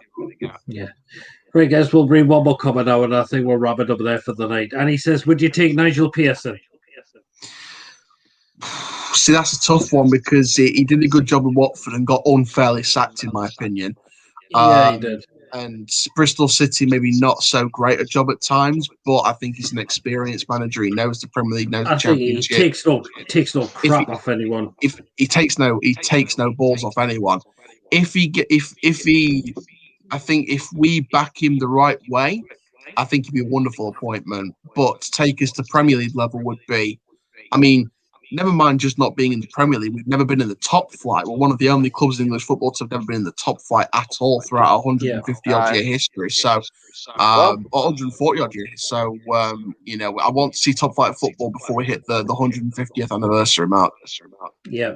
Well, I think you've got big enough stadium for it, and but you've got the right on your I've seen like Blackpool, Bournemouth have done it. Yeah, and I think that with the club statement a few hours ago, they said they don't want to appoint someone that's going to stay for a couple of years and then depart like McCann and Moore and Ferguson.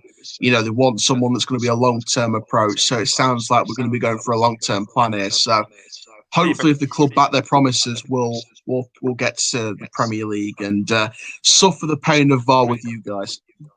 Come on. All right, well, we'll just run through the last few questions and then we'll wrap it up there. And he says, how dare you question the man?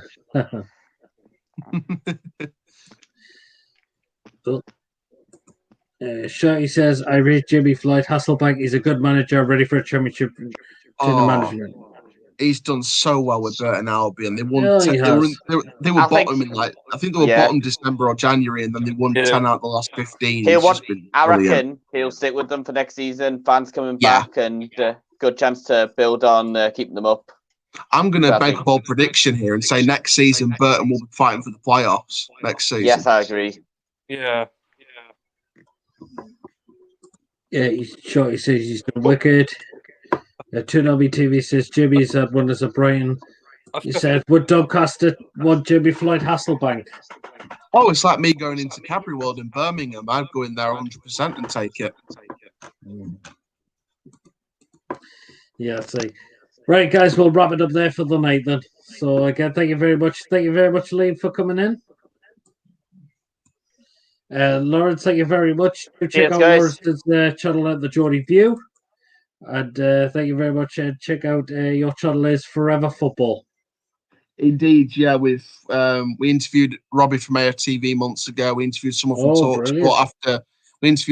TalkSport after Darren Moore left, and we've got plenty more content on the way with journalists, presenters, and other football players. So stay tuned, and Rovers till I die.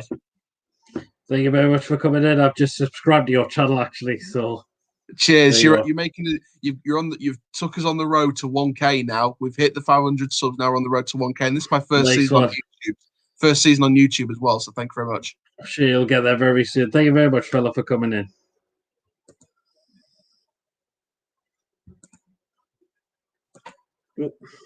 That's it. Right, guys. We'll wrap it up there for tonight. We'll just run through some more comments quickly. Charlie says Burton could lose Jimmy Floyd Hasselbank. It's possible. Thomas 321 says, lol, thanks PD, no problem, man. And Charlie says, good night, lads. Thank you very much for using that popped in for tonight. It was great getting your thoughts on what you thought about VAR this season, because it definitely has really been so bad this season, I must say. And it's something needs to change about it, otherwise it's just going to completely ruin the Premier League football throughout the rest of the season, or for a long time if it's going to continue the way it is, I must say. So, there you are. So, thank you very much again for you popping in. Don't forget to like the stream. Please drop your comments on what you thought of it as well. Of course, if you have checked me out before, please do hit the subscribe button. And make sure you do keep an eye out. After the game, I'll be giving me quick thoughts and also my player ratings video as well. Thank you very much, everyone. Good night. Cheers very much.